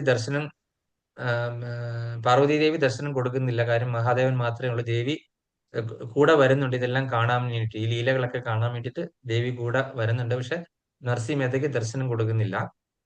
അങ്ങനെ ദേവി മാറി നിൽക്കുന്നു. അങ്ങനെ നർസി മെഹ്തയെ വിളിച്ചു കഴിഞ്ഞപ്പോഴത്തേനും നർസി മെഹ്ത വിളിച്ചു കഴിഞ്ഞിട്ടൊന്നും അനങ്ങുന്നില്ല. കാര്യം നർസി മെഹ്തയെ വിളിക്കണമെങ്കിൽ എന്താണ്, ആ കീ കൊടുക്കണം അല്ലെ. എന്താണ് കീ കൊടുക്കണ്ടേ, രാധേ രാധേ. അപ്പം മഹാദേവനും രാധേ രാധേ എന്ന് വിളിച്ചു. രാധേ രാധേ എന്ന് വിളിച്ചു കഴിഞ്ഞപ്പോൾ ഇദ്ദേഹം ഉണന്നു പെട്ടെന്ന് മഹാദേവനെ ഒബൈസൻസ് ചെയ്തു. എന്നിട്ട് പറഞ്ഞു, നിന്നിൽ ഞാൻ അതീവ സംതൃപ്തനാണ്, നീ എന്ത് വരം വേണമെങ്കിലും എന്നോട് ചോദിച്ചു, ഞാൻ എന്ത് വേണമെങ്കിലും തരാമെന്ന് പറഞ്ഞു. അപ്പൊ അദ്ദേഹം ചോദിച്ച ഒരേ ഒരു വരദാനാണ്, അതാണ് മഹാദേവനോട് നമ്മൾ ചോദിച്ചു കഴിഞ്ഞാൽ കിട്ടുമെന്ന്. ഞാൻ അതുകൊണ്ടാണ് ഈ ഒരു ശ്ലോകത്തെ ഉദ്ധരിച്ചുകൊണ്ട് ഈ കഥ പറയാനായിട്ട് ഞാൻ ഒരുപാട് നാള് ഇരുന്നിട്ട്, എനിക്ക് കാര്യം ആരെങ്കിലും 1-2 പേരെ കാണുള്ളൂ, അല്ലെങ്കിൽ ഭാഗവത്തിലാണെങ്കിൽ 2 പേരെ അല്ലെങ്കിൽ ഒരാളെ കാണത്തുള്ളൂ. അപ്പം ഇതൊന്ന് പറയാനായിട്ട് ഞാൻ ഡിലേ ആക്കിയത് അതുകൊണ്ടാണ്, ഇന്നൊരു സാഹചര്യം വന്നതുകൊണ്ടാണ് എനിക്ക് പറയാൻ പറ്റിയത്. അപ്പൊ അങ്ങനെ മഹാദേവനോട് ചോദിച്ച വരദാനം എന്തായിരിക്കാമെന്ന് ആർക്കെങ്കിലും ഊഹിക്കാമോ? കൃഷ്ണഭക്തി തരണം. കാണാനോ, എനിക്ക് നികുഞ്ചത്തിന്റെ ദർശനം തരണം. നികുഞ്ചത്തിന് ഏതാ, നികുഞ്ചം ഏതാണ്? ഇവിടെ ഭൗതിക ലോകത്തുള്ള കുഞ്ചമാണ്, കുഞ്ചവിഹാരി എന്നാണ് പറയുന്നത് ഭഗവാനെ. നികുഞ്ചം എന്ന് പറഞ്ഞാൽ ഗോലോക വൃന്ദാവനത്തിന്റെ ദർശനം കാണിച്ചു തരാനുള്ളത്. ചെറിയ ആഗ്രഹമൊന്നും അല്ല പറഞ്ഞത് അല്ലെ, ഗോലോക വൃന്ദാവനത്തിന്. അപ്പൊ അവിടെ എന്താണ് അദ്ദേഹത്തിന് കാണാൻ ആഗ്രഹിച്ചത്? രാസലീല കാണാനായിട്ടാണ് ഈ നർസി മെഹ്ത ആഗ്രഹിച്ചത്. അങ്ങനെ എന്താണ്, മഹാദേവൻ എന്താഗ്രഹവും സാധിച്ചു തരുമെന്ന് പറഞ്ഞു. അപ്പം മഹാദേവൻ അവിടെ നിന്ന് ഭഗവാനോട് പ്രാർത്ഥിക്കുകയാണ്, എന്റെ ഭഗവാനെ, ഞാൻ ഇപ്പോഴും ഗോപേശ്വരൻ മഹാദേവനായിട്ട് വൃന്ദാവനത്തിൽ നിൽക്കുകയാണ്, ഗോപിയുടെ വേഷവും കെട്ടിയിട്ടല്ലേ. ആ രാസലീല നീ എന്നെ ഒന്ന് കാണിച്ചു തന്നിട്ടില്ലല്ലോ, പിന്നെ നീ ഇത്രയും വലിയൊരു പരീക്ഷണം എനിക്ക് തന്നല്ലോ എന്ന് പറയും. മഹാദേവനും അങ്ങ് കരഞ്ഞ് കണ്ണിൽ നിന്ന് മഹാദേവന്റെ കണ്ണിൽ നിന്ന് അശ്രുവൊക്കെ അങ്ങ് പൊഴിച്ച് മഹാദേവൻ നിന്ന് ഭഗവാനെ പ്രാർത്ഥിച്ചുകൊണ്ടിരുന്നു. ഈ രാസലീലയുടെ ദർശനം നീ, അതായത് നീ എന്നിൽ കൂടെ കാണിച്ചിരുന്നു. നമുക്ക് ഭഗവാനെ കിട്ടാനായിട്ട് എന്താണ് ഒരു ഗുരുവിന്റെ സഹായം വേണം. അപ്പൊ ആ ഗുരുവായിട്ട് മഹാദേവൻ അവിടെ മാറി. ഭഗവാനെ കിട്ടാൻ വേണ്ടി നമുക്ക് ഒരു ഗുരുവിന്റെ സഹായം വേണം അല്ലേ? അപ്പൊ അങ്ങനെ ആ നരസിംഹ മേത്തയുടെ ആദ്യത്തെ ഗുരുവായിട്ട് എന്ത് ചെയ്തു? മഹാദേവൻ മാറുകയാണ് ചെയ്യുന്നത്. അങ്ങനെ ആ ഗുരുവിന്റെ കൃപ കൊണ്ട് ആ പറയുന്ന ഗോലോക വൃന്ദാവനത്തിന് ദർശനം കിട്ടി. എന്നിട്ട് ആ രാധാകൃഷ്ണ ലീലയിൽ ഇദ്ദേഹം അങ്ങ് മുഴുകി. ഇദ്ദേഹം അങ്ങ് കിടന്ന് ഡാൻസ് കളിക്കാൻ തുടങ്ങി. മഹാദേവനും പാർവതി ദേവിയും ഒക്കെ നോക്കി അന്തിച്ച് നിന്നു. കാര്യം അവർക്ക് പോലും ഈ ഒരു ദിവ്യാനുഭൂതി കിട്ടിയിട്ടില്ല. അത് കഴിഞ്ഞിട്ട് എന്താണ്, ഇദ്ദേഹത്തിന് ഒരു സ്റ്റോപ്പ് ചെയ്യാൻ പോലും പറ്റാത്ത രീതിയിൽ ഇദ്ദേഹം അങ്ങ് നൃത്തം ചെയ്യാൻ തുടങ്ങി. ഇദ്ദേഹം അങ്ങനെ നൃത്തം ചെയ്ത് രാധാകൃഷ്ണ ഗാനങ്ങളൊക്കെ പാടി നിർത്തി. പിന്നെ എന്താണ്, മഹാദേവന് പിടിച്ചാൽ പോലും കിട്ടാത്ത ആ ഒരു രീതിയിലേക്ക് ഇദ്ദേഹം വലിയ ഭയങ്കരമായിട്ടുള്ളൊരു എന്താണ് കീർത്തനീയനായി മാറി. അല്ലെങ്കിൽ എത്ര ഗാനങ്ങൾ അദ്ദേഹം രചിച്ചിട്ടുണ്ട്. അദ്ദേഹത്തിന്റെ നരസിംഹ മേത്തായുടെ കൃതികള് ഹിന്ദി ഗാനം അറിയുന്നില്ല, ഗുജറാത്തി പാട്ട് നിങ്ങൾ യൂട്യൂബിൽ അടിച്ചു നോക്കുക. എത്ര വലിയ കൃതികളാണ് അദ്ദേഹം എഴുതിയിരിക്കുന്നത്. അതിന്റെ അർത്ഥമൊക്കെ വായിച്ചു കഴിഞ്ഞു കഴിഞ്ഞാൽ അതിന്റെ അർത്ഥം മലയാളത്തിൽ ആരെങ്കിലും നമുക്ക് പറഞ്ഞു തരുവാണെന്നുണ്ടെങ്കിൽ എന്താണ്, നമ്മളിവിടെ ഉരുകി ഇല്ലാതെ പോകും. അത് നമ്മൾ ശ്രദ്ധിച്ച് അത് മനസ്സുരുകി കേൾക്കുകയാണെങ്കിൽ. ഇത്രയ്ക്ക് ഭയങ്കര കൃതികളാണ് അദ്ദേഹം എഴുതിയിരിക്കുന്നത്. അദ്ദേഹത്തിന്റെ ഒരു കൃതി മാത്രം ഞാൻ പറയാം. അതിനകത്ത് ഒരു ലൈന് എനിക്ക് അറിയാവുന്നത്, വൈഷ്ണവജനതോം തേനി കലിയേ തേന് തരാവോ എന്ന് പറയുന്ന ആ ഒരു ഇത് ഈ കൃതി ആരാണ് പാടിയത്? നമുക്കറിയാവുന്ന ഒരാൾ പാടിയിട്ടുണ്ട്. ഈ നരസിംഹ മഹാത്മാഗാന്ധി ഇത് മിക്കവാറും പാടുന്ന ഒരു കീർത്തനമാണ് അല്ലെ? അത് ആരെഴുതിയാണ്? നരസിംഹ മേത്ത എഴുതിയതാണ് അല്ലെ? വൈഷ്ണവ ജനങ്ങൾ എന്ന് പറഞ്ഞാൽ എത്ര കൃപാലുക്കളാണ്. അവര് എന്താണ് നമുക്ക് തരുന്നത്? അവർക്ക് അമൃതം തരാനായിട്ട് പറ്റും. നമുക്കൊരു വൈഷ്ണവ അസോസിയേഷൻ കിട്ടുവാണെങ്കിൽ അവർക്ക് നമ്മൾ തരാൻ പോകുന്ന അമൃത കുംഭമാണ്. വെറുതെ അമൃതമല്ല, അമൃത കുംഭം തന്നെയാണ് അവർ നൽകുന്ന കാര്യം. ആ അമൃത കുംഭം കുടിച്ചു കഴിഞ്ഞാൽ നമ്മള് അമരരായി തീരും. ഇത് വൈഷ്ണവ ജനങ്ങളുടെ അസോസിയേഷൻ മൂലമേ അത് കിട്ടുള്ളൂ. മനസ്സിലായില്ലേ? അതുകൊണ്ടാണ് മഹാദേവൻ വൈഷ്ണവാനാം യഥാശംഭുവാണ്. വൈഷ്ണവരിൽ ഏറ്റവും മുതിർന്ന ആളാണ്. അതുകൊണ്ട് കൃഷ്ണപ്രേമം തരാനായിട്ട് ഏറ്റവും കൂടുതലായിട്ട് സാധിക്കുന്നത് ദേവന്മാരിൽ മഹാദേവനാണ്. മഹാദേവന്റെ കൃപയുണ്ടെങ്കിൽ തീർച്ചയായിട്ടും നമുക്ക് കിട്ടിയിരിക്കും. ആ മഹാദേവൻ ഇദ്ദേഹത്തിന് കൊടുത്ത ചില്ലറ കാര്യമൊന്നുമല്ല, അദ്ദേഹത്തിന് പോലും കിട്ടാത്ത ഗോലോക വൃന്ദാവന ദർശനവും രാസലീലയുടെ അനുഭവമാണ് കിട്ടിയത്. അങ്ങനെ ഇദ്ദേഹം ഒരു ഭ്രാന്തനെ പോലെ കീർത്തനം നടങ്ങി ഡോലക്കും മൃദംഗമൊക്കെ എടുത്തിട്ട് ഇങ്ങനെ കീർത്തനങ്ങളൊക്കെ, സമയം പോയിക്കൊണ്ടിരിക്കും, ഞാൻ വേഗം തീർക്കാം, വളരെ ഷോർട്ട് ചെയ്ത് പറയാം.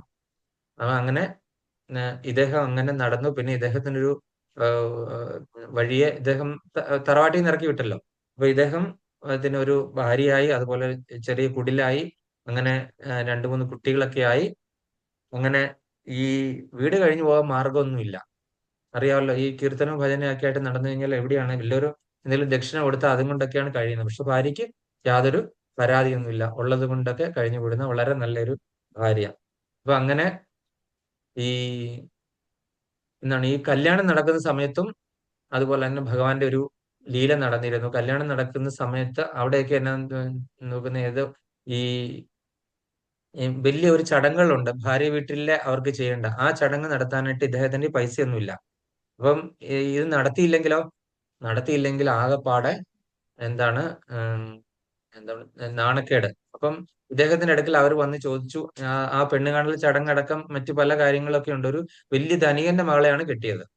ഒരു വലിയ ധനികന്റെ മകളെയാണ് കെട്ടിയത്. അപ്പൊ ആ കെട്ടിക്കഴിഞ്ഞതിന് ശേഷം ഈ ധനികൻ എന്നോട് ചെന്ന് ആരൊക്കെയോ പറഞ്ഞു, ഇതുപോലെ തന്നെ ഇത് വെറുതെ നടക്കുന്ന 7-ാം കൂലി ആയിട്ടുള്ള ആളാണ്. അപ്പൊ ഇന്ന കാര്യങ്ങള് എന്താണ് ഈ കല്യാണത്തിന് കൊണ്ടേ വെച്ച് കഴിഞ്ഞാൽ മാത്രമേ ഉള്ളൂ ഈ കല്യാണം നടക്കുകയുള്ളൂ എന്നുള്ള കാര്യം അറിയിച്ചേക്കാൻ പറഞ്ഞു. അപ്പൊ നരസിംഹേത്തയുടെ അടുക്ക വന്നു കഴിഞ്ഞപ്പോൾ നരസിംഹേത്ത ഓക്കെ പറഞ്ഞു. ഓക്കെ പറഞ്ഞിട്ട് ഇത് എങ്ങനെ നടക്കുമെന്ന് യാതൊരു ഇതുമില്ല. അപ്പൊ ഇദ്ദേഹത്തിന് ആരോ കീർത്തനത്തെ വിളിച്ചുകൊണ്ട് പോയി. ഇദ്ദേഹം ഇതൊന്നും അറിയുന്നില്ല. പക്ഷെ അവിടെ നരസിംഹേത്തയുടെ വേഷം കിട്ടി അവിടെ ഒരാൾ പോയി ഈ പറയുന്ന അത്രയും ധാന്യങ്ങളും രത്നങ്ങളും അങ്ങനെയൊക്കെയുള്ള വസ്ത്രങ്ങളും എല്ലാം അവിടെ കൊണ്ടേ അവരുടെ വീട്ടിൽ വെച്ചു. ഈ പറയുന്ന പെണ്ണിന്റെ വീട്ടിൽ കൊണ്ടേ വെച്ചു. വലിയൊരു ധനിക ആയിട്ടുള്ള ഒരു പെൺകുട്ടിയാണ് കല്യാണം കഴിക്കുന്നത്. അപ്പം പിന്നീട് കല്യാണം നടക്കുകയല്ല, കല്യാണം മുടങ്ങി പോകുമെന്ന് വിചാരിച്ചിട്ട് പിറ്റേ ദിവസം കല്യാണം നടന്നു കഴിഞ്ഞപ്പോൾ ഇതിനെപ്പറ്റി അന്വേഷിക്കുമ്പോഴാണ് പറയുന്നത് അവിടെ ഒരാൾ നർസി മേത്തയുടെ വേഷത്തിൽ കെട്ടി ഒരാൾ വന്ന് ഇതെല്ലാം കൊടുത്തു എന്ന്. അതിപ്പം വൈഷ്ണവരായ ആൾക്കാർക്ക് അറിയാൻ ബുദ്ധിമുട്ടുണ്ട്. അത് വേറെ ആരുമല്ല, ദ്വാരകാധീശനായിട്ട് സാക്ഷാൽ ശ്രീകൃഷ്ണ ഭഗവാനാണ് നർസി മേത്തയ്ക്ക് വേണ്ടിയിട്ട് ഇങ്ങനെ പോയി ഇത് ചെയ്തത്. അതുപോലെ തന്നെ അടുത്ത ഒരു സന്ദർഭത്തില് ഈ പറഞ്ഞ പോലെ നർസി മേത്തയുടെ ഈ എന്താ പറയുന്നത് ജ്യേഷ്ഠൻ ഇവിടെ വന്ന് വിളിക്കുവാണ്, പിതാവിന്റെ ഒരു ശ്രാദ്ധം വലിയ ഗംഭീരമായിട്ട് നടത്തുന്നുണ്ട്, നീ വരണം, പക്ഷെ നീ വരണമെങ്കിൽ ഇത്ര വൈഷ്ണവർക്കൊക്കെ ദാനം ചെയ്യാനായിട്ടുള്ള സംഭവങ്ങളൊക്കെ ഉണ്ടാകണം എന്നൊക്കെ പറഞ്ഞിട്ട് ഒരു വല്ലാത്ത രീതിയിലൊക്കെ വിളിച്ചിട്ട് പോയി. ഇപ്പം എന്റെ വകയായിട്ട് ഞാൻ ഇത്ര പേർക്ക് ഒരു 100 പേർക്ക് ദാനം ചെയ്യാം, പശു അതുപോലെ തന്നെ ഇത്രയൊക്കെ ദാനം ചെയ്യണം ജ്യേഷ്ഠൻ പറഞ്ഞു. ജ്യേഷ്ഠൻ പറഞ്ഞപ്പോൾ തന്നെ ഞാൻ അതൊക്കെ ചെയ്യാം എന്ന് പറഞ്ഞു. അത് കഴിഞ്ഞിട്ട് ജ്യേഷ്ഠൻ അങ്ങ് പോയി. ജ്യേഷ്ഠൻ അറിയാം ഇദ്ദേഹം വരികയില്ല, ഇവനെ കൊണ്ടൊന്നും ചെയ്യാനുള്ള കഴിവില്ല എന്നറിയാം. പക്ഷെ ജ്യേഷ്ഠൻ ഇങ്ങനെ വന്ന് വിളിച്ചു. അപ്പൊ പിതാവിന്റെ ശ്രാദ്ധമല്ലേ, എന്ത് ചെയ്യും? അപ്പോഴത്തേനും അവിടുത്തെ ഒരു സേഠ്ജി ഇദ്ദേഹത്തിനെ കീർത്തനം പാടാനായിട്ട് വിളിച്ചു. അപ്പൊ കീർത്തനം എനിക്ക് വേഗം ജ്യേഷ്ഠന്റെ വീട്ടിൽ അവിടെ ചെന്ന് ശ്രാദ്ധം കൂടാനാണ് പിതാവിന്റെ. അപ്പൊ അതിനു വേണ്ടിയിട്ട് എന്നെ പോകാൻ അനുവദിക്കണം എന്ന് പറഞ്ഞാൽ ഞാൻ നിനക്കുള്ള എല്ലാ പണവും ധനവും എല്ലാം തന്നുവിടാം, നീ എന്ത് ചെയ്യുക, ഈ കീർത്തനം ഒന്ന് എന്നെ കേൾപ്പിച്ചിട്ട് പോവാന്ന് പറഞ്ഞിട്ട് ഇദ്ദേഹത്തിനടുത്ത് കീർത്തനം പാടിയിരുന്ന സമയം പോയി അറിഞ്ഞില്ല. അപ്പം ഈ പറയുന്ന ജ്യേഷ്ഠൻ എന്ത് ചെയ്തു, കുറെ ബ്രാഹ്മണരെയൊക്കെ വിളിച്ചു വരുത്തി എന്ത് ചെയ്തു, ഈ പറയുന്ന ഈ ചടങ്ങുകളൊക്കെ നടത്തി. ജ്യേഷ്ഠൻ അവർക്കൊക്കെ കൊടുക്കുന്ന എന്താണ്, ഈ ഒരു എന്താണ് ഒരു നാണയങ്ങളുടെ ഓരോ തുട്ടാണ്, ഇങ്ങനെ ഒരു സഞ്ചിയാണ്, കിഴിയാണ് കൊടുക്കുന്നത്. അപ്പം എന്ത് ചെയ്തു, ആരോ പറഞ്ഞു നർസി മേത്ത, അത് ഈ പബ്ലിസിറ്റി കൊടുത്തു, നർസി മേത്ത എല്ലാവർക്കും 100 പൊൻപണവും അതുപോലെ തന്നെ വസ്ത്രവും അന്നദാനവും 1000കണക്കിന് ബ്രാഹ്മണന്മാർക്ക് കൊടുക്കുന്നുണ്ടെന്ന് പറഞ്ഞ് ഒരു പബ്ലിസിറ്റി കൊടുത്തു. കാര്യം ഇദ്ദേഹത്തിനെ നാണം കെടുത്തണം. അത് ജ്യേഷ്ഠന്റെ ഒരു കൈമട കൂടി ഉണ്ട് ഇതില്. അങ്ങനെ ജ്യേഷ്ഠന് വന്നില്ല എന്ന് മനസ്സിലായല്ലോ. അപ്പൊ ഇവരെല്ലാരും കൂടി ഈ നർസി മേത്തയുടെ വീട്ടിലോട്ട് വരുവാണ് ഇത്രയും കഴിക്കാൻ വേണ്ടിയിട്ട്. അപ്പം ഈ കീർത്തനം അവിടെ പാടി സേഠ്ജിയുടെ അടുക്ക ഇരുന്നിട്ട് ഇദ്ദേഹം ഈ ഒരു കാര്യമേ വിട്ടുപോയി. അങ്ങനെ പാടിക്കൊണ്ടിരുന്നപ്പോൾ നോക്കിക്കഴിഞ്ഞപ്പോഴത്തേനും ഒരു വലിയ കളവണ്ടി വന്ന് നിർത്തി. അതിൽ സാധനങ്ങളൊക്കെ, ഇപ്പം ഭാര്യയോട് പറഞ്ഞു നീയും കൂടെ ഇറങ്ങാനായിട്ട് ഇത് ഇറക്കാൻ സഹായിക്കാൻ പറഞ്ഞു. അങ്ങനെ ഈ ഭാര്യയും കൂടെ കൂടി നർസി മേത്തയുടെ കൂടെ ഇതെല്ലാം ഇറക്കാനായിട്ട് സഹായിച്ചു. എന്നിട്ട് എന്ത് ചെയ്തു, ഈ കറിക്കൊക്കെ പതിവില്ലാതെ ഭർത്താവ് എന്ത് ചെയ്തു, ഇതെല്ലാം കറിക്കൊക്കെ അരിഞ്ഞു കൊടുക്കുന്നു, ഇതെല്ലാം കട്ട് ചെയ്ത് കൊടുക്കുന്നു. ഭാര്യയ്ക്ക് ആകെ അതിശയം, ഇതെന്താ ഇദ്ദേഹം ഇങ്ങനെയൊന്നും ഇതുവരെ ചെയ്തിട്ടില്ലല്ലോ. എന്നിട്ട് അതെല്ലാം ഭക്ഷണം ഉണ്ടാക്കാനായിട്ട് തയ്യാറാക്കി, എല്ലാ വിഭവങ്ങളും തയ്യാറാക്കി. ഇത്രയും വിഭവങ്ങൾ ആദ്യമായിട്ടാണ് അവിടെ വെക്കുന്നത്. അപ്പൊ നോക്കിക്കഴിഞ്ഞപ്പോൾ ബ്രാഹ്മണരെല്ലാം 1000കണക്കിന് ബ്രാഹ്മണന്മാർ വരും ഇങ്ങോട്ടേക്ക് കഴിക്കാനായിട്ട്. ഇത് കഴിഞ്ഞപ്പോഴത്തേനും ഇതൊക്കെ നിങ്ങൾക്ക് എവിടെ നിന്ന് കിട്ടിയെന്ന് ചോദിക്കുന്നുണ്ട്, ഇടയ്ക്കിടയ്ക്ക് ഭാര്യ ചോദിക്കുന്നു. അതെല്ലാം സേഠ്ജി തന്നാന്ന് പറഞ്ഞു. അങ്ങനെ 1000കണക്കിന് ബ്രാഹ്മണന്മാർ വന്ന് അവർക്ക് വിഭവസമൃദ്ധമായ സദ്യയും കൊടുത്തു. എല്ലാവർക്കും 100 പൊൻപണവും അതുപോലെ വസ്ത്രങ്ങളും അടക്കം ദാനവും ചെയ്തു. എല്ലാവരും നർസി മേത്തയെ അതുവരെ പുച്ഛിച്ചിരുന്നവരെല്ലാവരും തന്നെ നല്ലത് പറഞ്ഞ് പോയി. അപ്പം മറ്റേ ഏകദേശം ഒരു 10-12 ബ്രാഹ്മണർ ജ്യേഷ്ഠന്റെ വീട്ടിൽ ഈ ശ്രാദ്ധം കൂടാൻ പോയിരുന്നു, പിതാവിന്റെ. അപ്പൊ അവര് വന്ന് പറഞ്ഞപ്പോൾ ഇവിടുന്ന് നാണം കെട്ട് വന്നവരായിരിക്കും എന്നുള്ള രീതിയിൽ ഇവര് തമ്മിലൊരു സംഭാഷണമുണ്ട്. ആ സംഭാഷണത്തിൽ ഇവരെല്ലാം അതിശയിച്ചു പോയി. കാര്യം വെറും നാണയത്തുട്ടുകൾക്ക് വേണ്ടിയിട്ട് അവിടെ പോകേണ്ടിയിരുന്നില്ല. ഇവിടെ പോയാൽ 100 പൊൻപണവും അതുപോലെ തന്നെ വസ്ത്രങ്ങളും അതുപോലെ തന്നെ വിഭവസമൃദ്ധമായി ഇതുവരെ കഴിച്ചിട്ടില്ലാത്ത അത്രയും ടേസ്റ്റ് ഉള്ള വിഭവം. കാര്യം ആരാണ് ഉണ്ടാക്കിയത്? ഇത് സാക്ഷാൽ ദ്വാരകാധീശനായിട്ടുള്ള ഭഗവാനാണ് ഇത് വന്ന് ഇതെല്ലാം ചെയ്തത്.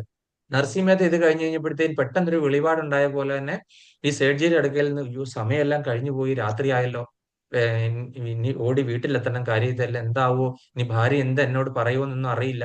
ഭാര്യയ്ക്ക് ഒരു ഭാവഭേദമൊന്നുമില്ല.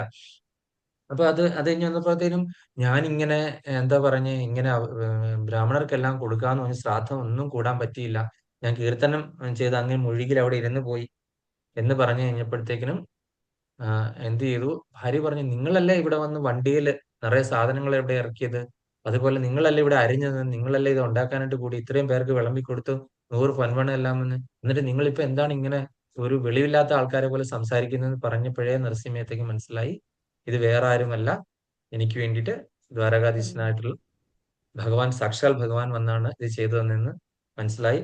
അങ്ങനെ വേറെ ഒരുപാട് കഥയുണ്ട്. രുക്മിണി ദേവിയും ഭഗവാനും തമ്മിൽ ഇങ്ങനെ ഈ നരസിംഹത്തായയുടെ അടുത്ത് പോകുന്നതും, അതുപോലെ തന്നെ ഈ ഇദ്ദേഹത്തിന്റെ മകളുടെ, അതുപോലെ തന്നെ ഒരു ഈ ഗർഭോധാന ചടങ്ങിന്റെ ആ ഒരു സ്ഥലത്ത് വെച്ചിട്ടും മകളുടെ വീട്ടുകാർ കുറച്ച് കർക്കശക്കാരായിരുന്നു. അപ്പൊ അവിടെ എല്ലാം സാക്ഷാൽ ശ്രീകൃഷ്ണ ഭഗവാനായിരുന്നു അവർക്ക് വേണ്ടിയിട്ട്, ഈ ഭക്തന് വേണ്ടിയിട്ട് വന്ന കാര്യങ്ങൾ നേരിട്ട് ചെയ്തു കൊടുത്തിരുന്നത്. വെറും 500 വർഷങ്ങൾക്ക് മുൻപേ നടന്ന കാര്യങ്ങൾ സാക്ഷ്യപ്പെടുത്തിയ കാര്യങ്ങളാണ് നമ്മൾ ഈ കണ്ടത് മുഴുവനും. ഇനി ഇദ്ദേഹം ആരായിരുന്നു എന്നും കൂടെ ഞാൻ പറഞ്ഞിട്ട് നിർത്തുക. ഇതെല്ലാം വലിയ കഥകളാണ്. അദ്ദേഹത്തിന്റെ ഓരോ പാട്ടുകളും കേട്ട് കഴിഞ്ഞാൽ നമുക്ക് മനസ്സിലാകില്ലെങ്കിൽ കൂടി രോമാഞ്ച പുളകിതമായിട്ട് നമ്മൾ ആ പാട്ടുകളെല്ലാം കേട്ട് കഴിഞ്ഞാൽ അങ്ങനെ ഇരുന്നു. അത്രയ്ക്ക് ശ്രുതി ശുദ്ധമായിട്ടുള്ള ഭഗവാൻ നേരിട്ട് താഴെ ഇറങ്ങി വരുന്ന രീതിയിലുള്ള കൃതികളാണ് അദ്ദേഹം ചെയ്തിരിക്കുന്നത്. അതിലേക്ക് ഒന്ന് നിങ്ങൾക്കൊക്കെ അറിയാവുന്നതാണ് ഞാൻ പറഞ്ഞ വൈഷ്ണവ ജനതും. ഇദ്ദേഹം ആരായിരുന്നു ചോദിച്ചാൽ മുജുകുന്ദൻ ആയിരുന്നു. ആരാണ് മുജുകുന്ദൻ? അപ്പൊ സാധാരണ ഒരു വ്യക്തിയല്ല. ഭഗവാന്റെ ഭക്തനല്ലേ? ഈ മുജുകുന്ദൻ എന്ത് ചെയ്തു? ഈ അഷ്ടവസുക്കളെ പോലെയൊക്കെയുള്ള ദേവന്മാരിൽ പെട്ട ഒരു കൂട്ടരാണ്, ഒരു വിഭാഗത്തിൽപ്പെട്ട ആൾക്കാരാണ്. ഇദ്ദേഹം ദേവന്മാരെ ഒരു ദേവാസുര യുദ്ധത്തിൽ സഹായിച്ചപ്പോ ദേവന്മാരെ നമുക്കറിയാം, ഇതേപോലെ ഒരാൾ സഹായിച്ച ഒരാൾക്ക് ദേവന്മാർ ഒരു അനുഗ്രഹം കൊടുത്തറിയാമല്ലോ. ആരായിരുന്നത്? ദശരഥ മഹാരാജാവാണ്. ദശരഥ മഹാരാജാവ് ഇതുപോലെ സഹായം ചെയ്തു. വേറെ ആളൂടെ ഉണ്ട്. ഖഡ്വാങ്കനെന്ന ധരണീശന്നു കാൺകൊരു മുഹൂർത്തേന നീ ഗതി കൊടുപ്പാനുമെന്തു വിധി, ഒട്ടല്ല തൻ കളിപോലെ തങ്ങളിൽ വിരുദ്ധങ്ങളായവകൾ നാരായണായ നമാം. ഖഡ്വാങ്കൻ എന്ന ധരണീശന് ഇതുപോലെ ഈ ദേവന്മാരെ സഹായിച്ചപ്പോ ദേവന്മാരെന്താ വരദാനം ചോദിച്ചപ്പോ എന്റെ ആയുസ് എത്രയാണെന്ന് ചോദിച്ചപ്പോ പറഞ്ഞു 1 നിമിഷം മാത്രമേ ഉള്ളൂ എന്ന് പറഞ്ഞു. ആ 1 നിമിഷം കൊണ്ട് ഭക്തിയുത സേവനം ചെയ്യാനായിട്ട് എന്നെ അനുഗ്രഹിക്കണം, എനിക്ക് ഭഗവാനിലേക്ക് പോകണമെന്ന് ആ 1 നിമിഷം കൊണ്ട് അദ്ദേഹം ആഗ്രഹിച്ചു, വിചാരിച്ചു. അങ്ങനെ ഒറ്റ നിമിഷം കൊണ്ട് മോക്ഷം കിട്ടി പോയി. ഖഡ്വാങ്കൻ എന്ന ധരണീശന് കാൺകൊരു മുഹൂർത്തേന നീ ഗതി കൊടുത്തു എന്ന് പറഞ്ഞിട്ടുള്ള നമ്മൾ ഹരിനാമകീർത്തനത്തിൽ കണ്ടു. ഇതേപോലെ ഇദ്ദേഹത്തിന് വരദാനം ചോദിച്ചപ്പോൾ ഇദ്ദേഹം പറഞ്ഞു ഞാൻ ഒരുപാട് ക്ഷീണിച്ചു, എനിക്ക് കുറെ നാള് എന്നെ ആരും ശല്യപ്പെടുത്താത്ത ഒരു സ്ഥലത്ത് ഉറങ്ങണം എന്ന് പറഞ്ഞു. അങ്ങനെ ഉറങ്ങാനായിട്ടുള്ള വരദാനാണ് കൊടുത്തത്. അങ്ങനെ ഇദ്ദേഹം ഉറക്കത്തിൽ ആരപ്പോ ദേവകളെ തിരിച്ചു പറഞ്ഞു, ഉറക്കം ആരെങ്കിലും ശല്യപ്പെടുത്തുവാണെന്നുണ്ടെങ്കിൽ എന്ത് ചെയ്യും? നിന്റെ കണ്ണിൽ നിന്ന് വരുന്ന അഗ്നിയില് അവര് ദഹിച്ചു പോകുമെന്ന് പറഞ്ഞു. അപ്പൊ അങ്ങനെ ഒരു ഉണർന്നിട്ട് ആദ്യം ആരെയും നോക്കണത് അവര് ദഹിച്ചു പോകും. അവരെ ദഹിച്ചു പോകുമെന്ന് പറഞ്ഞു. അങ്ങനെ ഇദ്ദേഹത്തിന്റെ അടുത്തേക്ക് ആരാണ് വരുന്നത്? ഭഗവാൻ ആരെയാണ് ഓടിച്ചുകൊണ്ട് വരുന്നത്?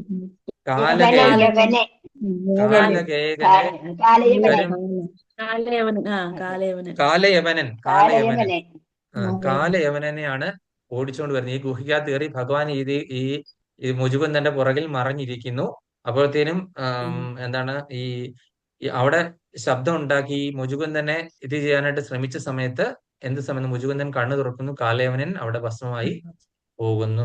അങ്ങനെ ഭഗവാൻ അനുഗ്രഹമൊക്കെ കൊടുത്തപ്പോൾ ഭഗവാന്റെ ദർശനം കിട്ടുക എന്ന് പറഞ്ഞു കഴിഞ്ഞാൽ തന്നെ വളരെ ഈസി. കണ്ണ് തുറന്ന് കഴിഞ്ഞപ്പോഴേ കിട്ടുക എന്നുള്ളതൊന്നും അത്ര നല്ല കാര്യമല്ലല്ലോ. വളരെ കഷ്ടപ്പെടാതെ ഖഡ്വാങ്കന് ഒരു മുഹൂർത്തം കൊണ്ട് കിട്ടി എന്ന് പറയുന്നത് വളരെ വിരളമാണ്. പക്ഷെ എനിക്ക് അങ്ങനെ അത്ര ഈസിയിലൊന്നും എനിക്ക് ഭഗവാനെ പ്രാപിക്കണ്ട. എനിക്ക് അങ്ങൊരു ജന്മം തരണം. അങ്ങയെ സേവിച്ച് അങ്ങേ പാടി എനിക്ക് അങ്ങയുടെ ധാമത്തിലേക്ക് വന്നാൽ മതി. അത്ര ഈസിയിൽ ഭഗവത് പ്രാപ്തി എന്ന് പറഞ്ഞു കഴിഞ്ഞാൽ അത് എനിക്കൊരു നല്ല കാര്യമായിട്ട് തോന്നുന്നില്ല പെട്ടെന്ന്. അതായത് ഈ ദർശനം കിട്ടാൻ തന്നെ എനിക്ക് യാതൊരു യോഗ്യതയുമില്ല. അതുകൊണ്ട് മുജുകുന്ദൻ പ്രാർത്ഥിച്ചു, എനിക്ക് അങ്ങയെ പറ്റി പാടി അങ്ങയുടെ സേവ ചെയ്ത് എനിക്ക് അങ്ങയുടെ അടുത്തേക്ക് വരാനാണ് താല്പര്യം എന്ന് പറഞ്ഞു. അങ്ങനെ ആ മുജുകുന്ദനാണ് ഈ പറയുന്ന നർസി മേത്തയായിട്ട് ഗുജറാത്തിൽ അങ്ങനെ ഇദ്ദേഹം ഒരു രാധാകൃഷ്ണ വിഗ്രഹത്തിൽ ലയിക്കുകയാണ് ചെയ്തത് ഈ പറയുന്ന ഇദ്ദേഹം. അതുപോലെ തന്നെ ഈ ഔറംഗസീബിന്റെയോ അങ്ങനെ ആരുടെയോ ആക്രമണം വരുന്നു എന്ന് പറഞ്ഞ് ഈ നരസിംഹത്തെയും കുടുംബം അവിടെ നിന്ന് മാറി താമസിക്കുന്നു വേറൊരു ഗ്രാമത്തിലേക്ക്. അവിടുത്തെ രാധാകൃഷ്ണ വിഗ്രഹത്തിൽ ഇദ്ദേഹം ലയിക്കുകയായിരുന്നു എന്നാണ് ചരിത്രം എഴുതി വെച്ചിരിക്കുന്നത്. ഗുജറാത്തിലുള്ള ഒരു ഭക്തനായിരുന്നു നരസിംഹത്ത. അപ്പൊ അങ്ങനെയുള്ള ഭക്തന്മാര് ആണ് നമ്മളെ കാണിച്ചു തരുന്നത് കാര്യം, ഭഗവാനിലേക്ക് നമ്മളെ എത്തിക്കുന്നത്, നമ്മളെ അതിന് സഹായിക്കുന്നത് സാക്ഷാൽ മഹാദേവനും. ഹരി ബോൾ, ഹരേ കൃഷ്ണ. ഹരേ കൃഷ്ണ. താങ്ക് എന്തെങ്കിലും യു പ്രഭു. സംശയം ഉണ്ടെങ്കിൽ ചോദിക്കാം, ഹരേ അല്ലെങ്കിൽ കൃഷ്ണ പ്രഭുജി. എന്തെങ്കിലും സംശയം ഹരേ ഉണ്ടെങ്കിൽ ചോദിക്കാം, കൃഷ്ണ. അല്ലെങ്കിൽ ഓരോ പോയിന്റ്സ് പറഞ്ഞ് നമുക്ക് അവസാനിപ്പിക്കാം. ഞാനൊന്ന് ഇറങ്ങട്ടെ പ്രഭുജി. എനിക്കൊരു തീർച്ചയായിട്ടും. വോമിറ്റിങ്, എനിക്ക് ഒരു തീർച്ചയായിട്ടും. 4 മൂന്നാല് തവണയായി. മാതാജിക്ക് എനിക്ക് തോന്നി സത്യമായിട്ട് മാതാജിക്ക് ഒരു അസ്വസ്ഥത ഇങ്ങനെ വരുന്നുണ്ടായിരുന്നു. ഞാൻ സത്യം ഒരു ഇങ്ങനെ 5-6 ചോദിക്കാൻ തവണയായി ആ, ഞാൻ ഹോസ്പിറ്റലിൽ ഇടയ്ക്കിടയ്ക്ക് വന്നപ്പോ. എണീറ്റ് ഇടയ്ക്കിടയ്ക്ക് എണീറ്റ് പോണു സീറ്റിൽ നിന്ന്. എന്തോ ഒരു മാതാജിക്ക് അസ്വസ്ഥത തോന്നണോന്ന് എനിക്ക് തോന്നി സത്യമായിട്ട്. ഞാൻ ഹരേ ചോദിച്ചില്ല. കൃഷ്ണ, ഒരു 5-6 തവണയായി ഞാൻ ആരെങ്കിലും ഒന്ന് വിളിച്ചിട്ട് ഹോസ്പിറ്റലിൽ പോകണം. കൃഷ്ണ, രാത്രി നമുക്ക് ഇതെങ്ങാനും. മാതാജിക്ക് വേണ്ടിയിട്ട് എല്ലാവർക്കും 3 പ്രാവശ്യം പ്രാർത്ഥിക്കാം. മാതാജിക്ക് ഉഗ്രം ഹരേ വീരം കൃഷ്ണ. മഹാവിഷ്ണും ജ്വലന്തം സർവതോമുഖ നരസിംഹം വിഷ്ണും ഭദ്രം മൃത്യോമത്യം നമാമിഹം. ഉഗ്രം വീരം മഹാവിഷ്ണും ജ്വലന്തം സർവതോമുഖം നരസിംഹം വിഷ്ണും ഭദ്രം മൃത്യോമത്യം നമാമിഹം. ഉഗ്രം വീരം മഹാവിഷ്ണും ജ്വലന്തം സർവതോമുഖം നരസിംഹം വിഷ്ണും ഭദ്രം മൃത്യോമത്യം നമാമിഹം. ജയ നരസിംഹ ശ്രീ നരസിംഹ ജയ ജയ നരസിംഹ जय प्रहलादेश जय पद्ममुख भगवत मुख नरसिंह भगवान की जय। तो प्रहलाद महाराज की जय, बलदेव വീട്ടിലാരും महाराज की जय, शिला प्रभुपाद की जय। പയ്യനുണ്ട്. വീട്ടിലാരും ഇല്ലേ മാതാജി? ആ, വേഗം പോയി ഹോസ്പിറ്റൽ. പയ്യനുണ്ട്, ഡ്രൈവർ പയ്യനുണ്ട്, അവനെ വിളിക്കാം. ഓക്കെ. അയ്യോ, കഷ്ടായി. ഹരേ കൃഷ്ണ. ഹരേ കൃഷ്ണ. हरे പോയിട്ട് कृष्ण വരുന്നു. हरे कृष्ण. ഹരേ കൃഷ്ണ പ്രഭുജി. അപ്പൊ എന്തെങ്കിലും പോയിന്റ് പറയാനുണ്ടെങ്കിൽ പ്രഭുജി, ഹരേ കൃഷ്ണ. നമ്മൾ ഭഗവാനെ ഏത് ആരാധിക്കുന്നു, ഏത് രീതിയിൽ നമ്മൾ ഭഗവാനെ സമീപിക്കുന്നു, ആ ഭാവത്തിൽ തന്നെ ഭഗവാൻ നമ്മളെ സ്വീകരിക്കും. പിന്നെ എല്ലാവരിലും എല്ലാ വിധത്തിലും എല്ലാവരും ഭഗവാന്റെ മാർഗത്തെ പിന്തുടരുക. ഹരേ കൃഷ്ണ. രാധിക ഞാന് മാതാജി. ഒരു ഹരേ കൃഷ്ണ, ഞാനൊരു കഥ ഭഗവാന്റെ പറ്റി കേട്ടിട്ടുണ്ട്. അതൊന്ന് ചെറുതായിട്ട് ഞാൻ പറയട്ടെ പ്രഭു, ചെറുതായിട്ട്. ഒരു ഭഗവാന്റെ ഒരു ഭക്തൻ ഉണ്ടായിരുന്നു കേട്ടോ. വലിയ ഭക്തനായിരുന്നു. എപ്പോഴും ഭഗവാനെ വെച്ച് പൂജിക്കും. അയാൾക്ക് ഭൗതിക ആഗ്രഹങ്ങളും ഉണ്ട്, കൂടെ ഭഗവാനെ പൂജിക്കുന്നുണ്ടായിരുന്നു. അപ്പൊ ഭഗവാൻ ഭൗതിക ആഗ്രഹങ്ങളൊന്നും ഭഗവാൻ വേഗം സാധിച്ചു കൊടുക്കില്ലല്ലോ. മുക്തി മുകുന്ദനല്ലേ ഭഗവാൻ, മുക്തിദാവല്ലേ. അപ്പൊ ഭഗവാൻ അങ്ങനെ അയാൾ ആഗ്രഹിക്കുന്നതൊന്നും നടക്കുന്നില്ല. അപ്പൊ അയാളോട് വേറെ ഏതോ ഒരു ആള് പറഞ്ഞു, ഭഗവാൻ അങ്ങനെ തന്നെയാണ്, കേൾക്കില്ല, നമ്മൾ പറഞ്ഞതൊന്നും കേൾക്കില്ല, കാണില്ല, അങ്ങനെയാണ്. ഇന്ന ദേവി ദേവന്മാരെ പൂജിച്ചാൽ നിനക്ക് വേഗം ഫലം കിട്ടും പറഞ്ഞു ആ ഒരു ഫ്രണ്ട് അയാളോട്. അപ്പൊ അയാൾ അതുപോലെ ഭഗവാന്റെ മോൾ താഴത്ത് ദേവിയുടെ ഒരു ഒരു ഇത് വെച്ചു, ഒരു ബിംബം വെച്ചിട്ട് ഡെയിലി നീ ദേവിയെ പൂജിക്കാൻ തുടങ്ങി. ധൂപ്പൊക്കെ കത്തിക്കാനും എല്ലാം തുടങ്ങി.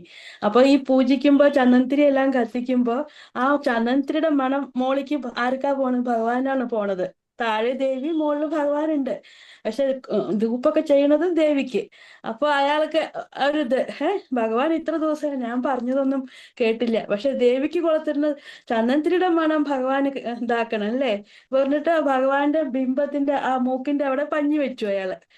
ഭഗവാൻ അങ്ങനെ ചന്ദനത്തിരിയൊന്നും സുഗന്ധാക്കണ്ട. അപ്പൊ ഭഗവാൻ ആ ഒരു നിമിഷത്തിൽ തന്നെ ഭഗവാൻ അയാൾക്ക് ഒരു ഒരു അശരീരി പോലെ കൊടുത്തു. അപ്പൊ അയാൾക്ക് ആശ്ചര്യമായി. ഇത്ര ദിവസം ഞാൻ ഭഗവാനെ ഭജിച്ചിട്ടും അങ്ങ് ഒരു ഇതുപോലെ എനിക്ക് തന്നില്ലല്ലോ. ഇപ്പൊ മൂക്കിൽ പഞ്ഞി വയ്ക്കുമ്പോഴേക്കും അങ്ങ് എനിക്ക് സംപ്രീതനായിരിക്കുന്നു എന്ന് പറഞ്ഞല്ലോ. അപ്പൊ ഭഗവാൻ ആൻസർ പറയാ, നീ ഇത്ര ദിവസം എന്നെ വെറും ഒരു ഫോട്ടോ പോലെ നീ കണക്കാക്കണം, ഞാനൊന്നും കേൾക്കുന്നില്ല. ഇപ്പൊ നിനക്ക് അറ്റ്ലീസ്റ്റ് ആ ഒരു ഇത് വന്നല്ലോ, ഞാനും ശ്വസിക്കുന്നുണ്ട്, ഞാനും കേൾക്കുന്നുണ്ട് നിന്റെ എല്ലാം. ആ ഒരു ഭാവം നിനക്ക് വന്നല്ലോ, അതിൽ ഞാൻ നിനക്ക് സംപ്രീതനായിരിക്കുന്നു പറഞ്ഞിട്ട് ഭഗവാൻ അയാൾക്ക് ഉദ്ദേശിച്ച കാര്യങ്ങളെല്ലാം ചെയ്തു കൊടുത്തു. അതാണ് ഭഗവാന് പറഞ്ഞ അത്രയും ഇതാണ്, കാരുണ്യമാണ് പറയാ. ദേവീദേവന്മാർക്ക് നമ്മൾ വിചാരിക്കും ദേവീദേവന്മാര് ദേഷ്യപ്പെടും നമ്മുടെ അടുത്ത്, പക്ഷെ അവർക്ക് ഒന്നുമില്ല, ഭഗവാനെ പൂജിക്കുന്നതാണ് അവർക്കും ഇഷ്ടം. പക്ഷെ ഭഗവാൻ എല്ലാം മെല്ലെ കൊടുക്കുള്ളൂ. പക്ഷെ ആ വിശ്വാസം വേണം നമുക്ക് എന്നുള്ള ആ ഒരു ഇതാണ്. ഹരേ കൃഷ്ണ. നല്ല എക്സാമ്പിൾ കൂടെ വളരെ നല്ലതായിട്ട് മാതാജി അത് വ്യക്തമാക്കി. കൃഷ്ണ. ലീഗ മാതാജി.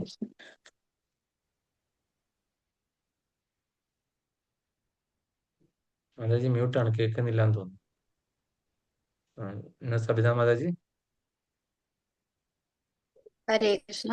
ഒരു ഭക്തൻ കൃഷ്ണനെ ശ്രേഷ്ഠനായ പ്രഭുവായും മറ്റൊരാൾ ആത്മസുഹൃത്തായും വേറൊരാൾ പുത്രൻ എന്ന നിലയിലും ഇനിയൊരാൾ കാമുകനായും കരുതി സ്നേഹിച്ചേക്കാം. താങ്കളുടെ കൃഷ്ണനോടുള്ള പ്രേമതീഷ്ണതയ്ക്കനുസരിച്ച് ഈ ഭക്തന്മാർക്കെല്ലാം തുല്യമായി അദ്ദേഹം അഭീഷ്ടസിദ്ധി വരും. നമ്മൾ ഭഗവാനെ എങ്ങനെയാണോ നമ്മൾ സമീപിക്കുന്നത് അതേ ഭാവത്തിൽ തന്നെ ഭഗവാൻ നമ്മളോടും തിരിച്ചാ സ്നേഹം കാണിക്കും എന്നാണ് പറയുന്നത്. ഹരേ ഹരേ കൃഷ്ണ. കൃഷ്ണ. താങ്ക് യു മാതാജി. സുജന മാതാജി ഉണ്ടാവുമോ? ഞാനാ പ്രഭു, ഞാൻ ഞാനാണോ? ആ ഹരേ കൃഷ്ണ പ്രഭു, ഞാനല്ലേ എന്നെ വിളിച്ചേ? മാതാജിയെ വിളിച്ചിട്ട് മാതാജി അറിഞ്ഞില്ല. ആ ഇല്ല, ഞാൻ കേട്ടില്ല പ്രഭു, ഞാൻ കേട്ടില്ല. സംശയം കൊണ്ട് കേട്ടില്ല അവിടെ. ആ, പറയട്ടെ എന്നാല്. ആ. പറയൂ പറയൂ. ഈശ്വരൻ ആ അതെ. ഭഗവാനെ എല്ലാ പറയുന്ന ഈ ദേവീദേവന്മാരെ മുഴുവൻ പ്രാർത്ഥിച്ചാല് അവർ കൊടുക്കുന്ന ഫലങ്ങളൊക്കെ നശ്വരങ്ങളായിരിക്കും, അനശ്വരങ്ങളല്ല. അപ്പൊ അവരുടെ ഫലം അങ്ങോട്ട് കഴിഞ്ഞാൽ ആ കൊടുത്ത വനത്തിന്റെ ഫലം അങ്ങോട്ട് കഴിഞ്ഞാൽ അവര് വീണ്ടും ഭൗതിക ലോകത്തിലേക്ക് തന്നെ വരും. നേരെ മറിച്ച് ഭഗവാനെ സേവിക്കുക, ഭഗവാന്റെ എല്ലാ കർമ്മങ്ങളും ഭഗവാന്റെ കാൽക്കൽ സമർപ്പിച്ച് ഭഗവാനെ സേവിക്കുക, അങ്ങനെ കിട്ടുന്ന ഫലം. അതുമല്ല, ഭഗവാനെ എല്ലാം കൂടി ഭഗവാന്റെ കാൽക്കൽ സമർപ്പിച്ചാൽ മതി. ഒന്നും നമ്മൾ ചോദിക്കേണ്ട ആവശ്യമില്ല. എന്താണോ നമുക്ക് ആവശ്യം അത് ഭഗവാൻ നേരം നമുക്ക് നേടി തന്നിരിക്കും. എന്റെ അനുഭവത്തിൽ കൂടിയാ ഞാൻ പറയുന്നത് കേട്ടോ, അതാ പറയുന്നത്. അപ്പൊ അതുകൊണ്ട് ഒന്നും പറയാനില്ല. ഭഗവാനെ പരിപൂർണമായിട്ട് ശരണം പ്രാപിച്ചാൽ മാത്രം മതി. നമ്മളെ എല്ലാ ആവശ്യങ്ങളും എന്തായാലും കഷ്ടപ്പാടും ബുദ്ധിമുട്ടൊക്കെ വരും, അത് നമുക്ക് അനുഭവിക്കാനുള്ളത് അത് മാറ്റിക്കിട്ടാനാവില്ല. കാരണം അതെന്താ, അതൊക്കെ മഴ പോലെ വന്നത് മഞ്ഞ പോലെ പോകുന്നവർ പറഞ്ഞ പോലെ അതിന്റെ കാഠിന്യം കുറയ്ക്കാൻ വേണ്ടി കഴിയും ഭഗവാൻ വിചാരിച്ചാല്. അപ്പൊ അതുകൊണ്ട് 100% ഭഗവാനെ ശരണം പ്രാപിക്കുക. പിന്നെ എന്തിനാ ടെൻഷൻ അടിക്കുന്നൊക്കെ ഭഗവാൻ നോക്കിക്കൊള്ളുന്നും പ്രശ്നമാക്കേണ്ട കാര്യമില്ല. ഹരേ കൃഷ്ണ. ഹരേ കൃഷ്ണ. ഹരേ കൃഷ്ണ. ആ സുജന മാതാജി എന്തെങ്കിലും പറയാനുണ്ടോ? ഈശ്വരൻ ഏകനാണ്, അംശങ്ങൾ അസത്യവും. കൃഷ്ണൻ ഒരാൾ മാത്രമാണ്, സർവേശ്വരൻ. പരിപൂർണത നേടാൻ വേണ്ടി പരമപുരുഷനായ ഭഗവാനെ ആരാധിക്കുകയാണ് ഏറ്റവും ഉത്തമം. ഹരേ കൃഷ്ണ. ഹരേ കൃഷ്ണ. ഹരേ കൃഷ്ണ.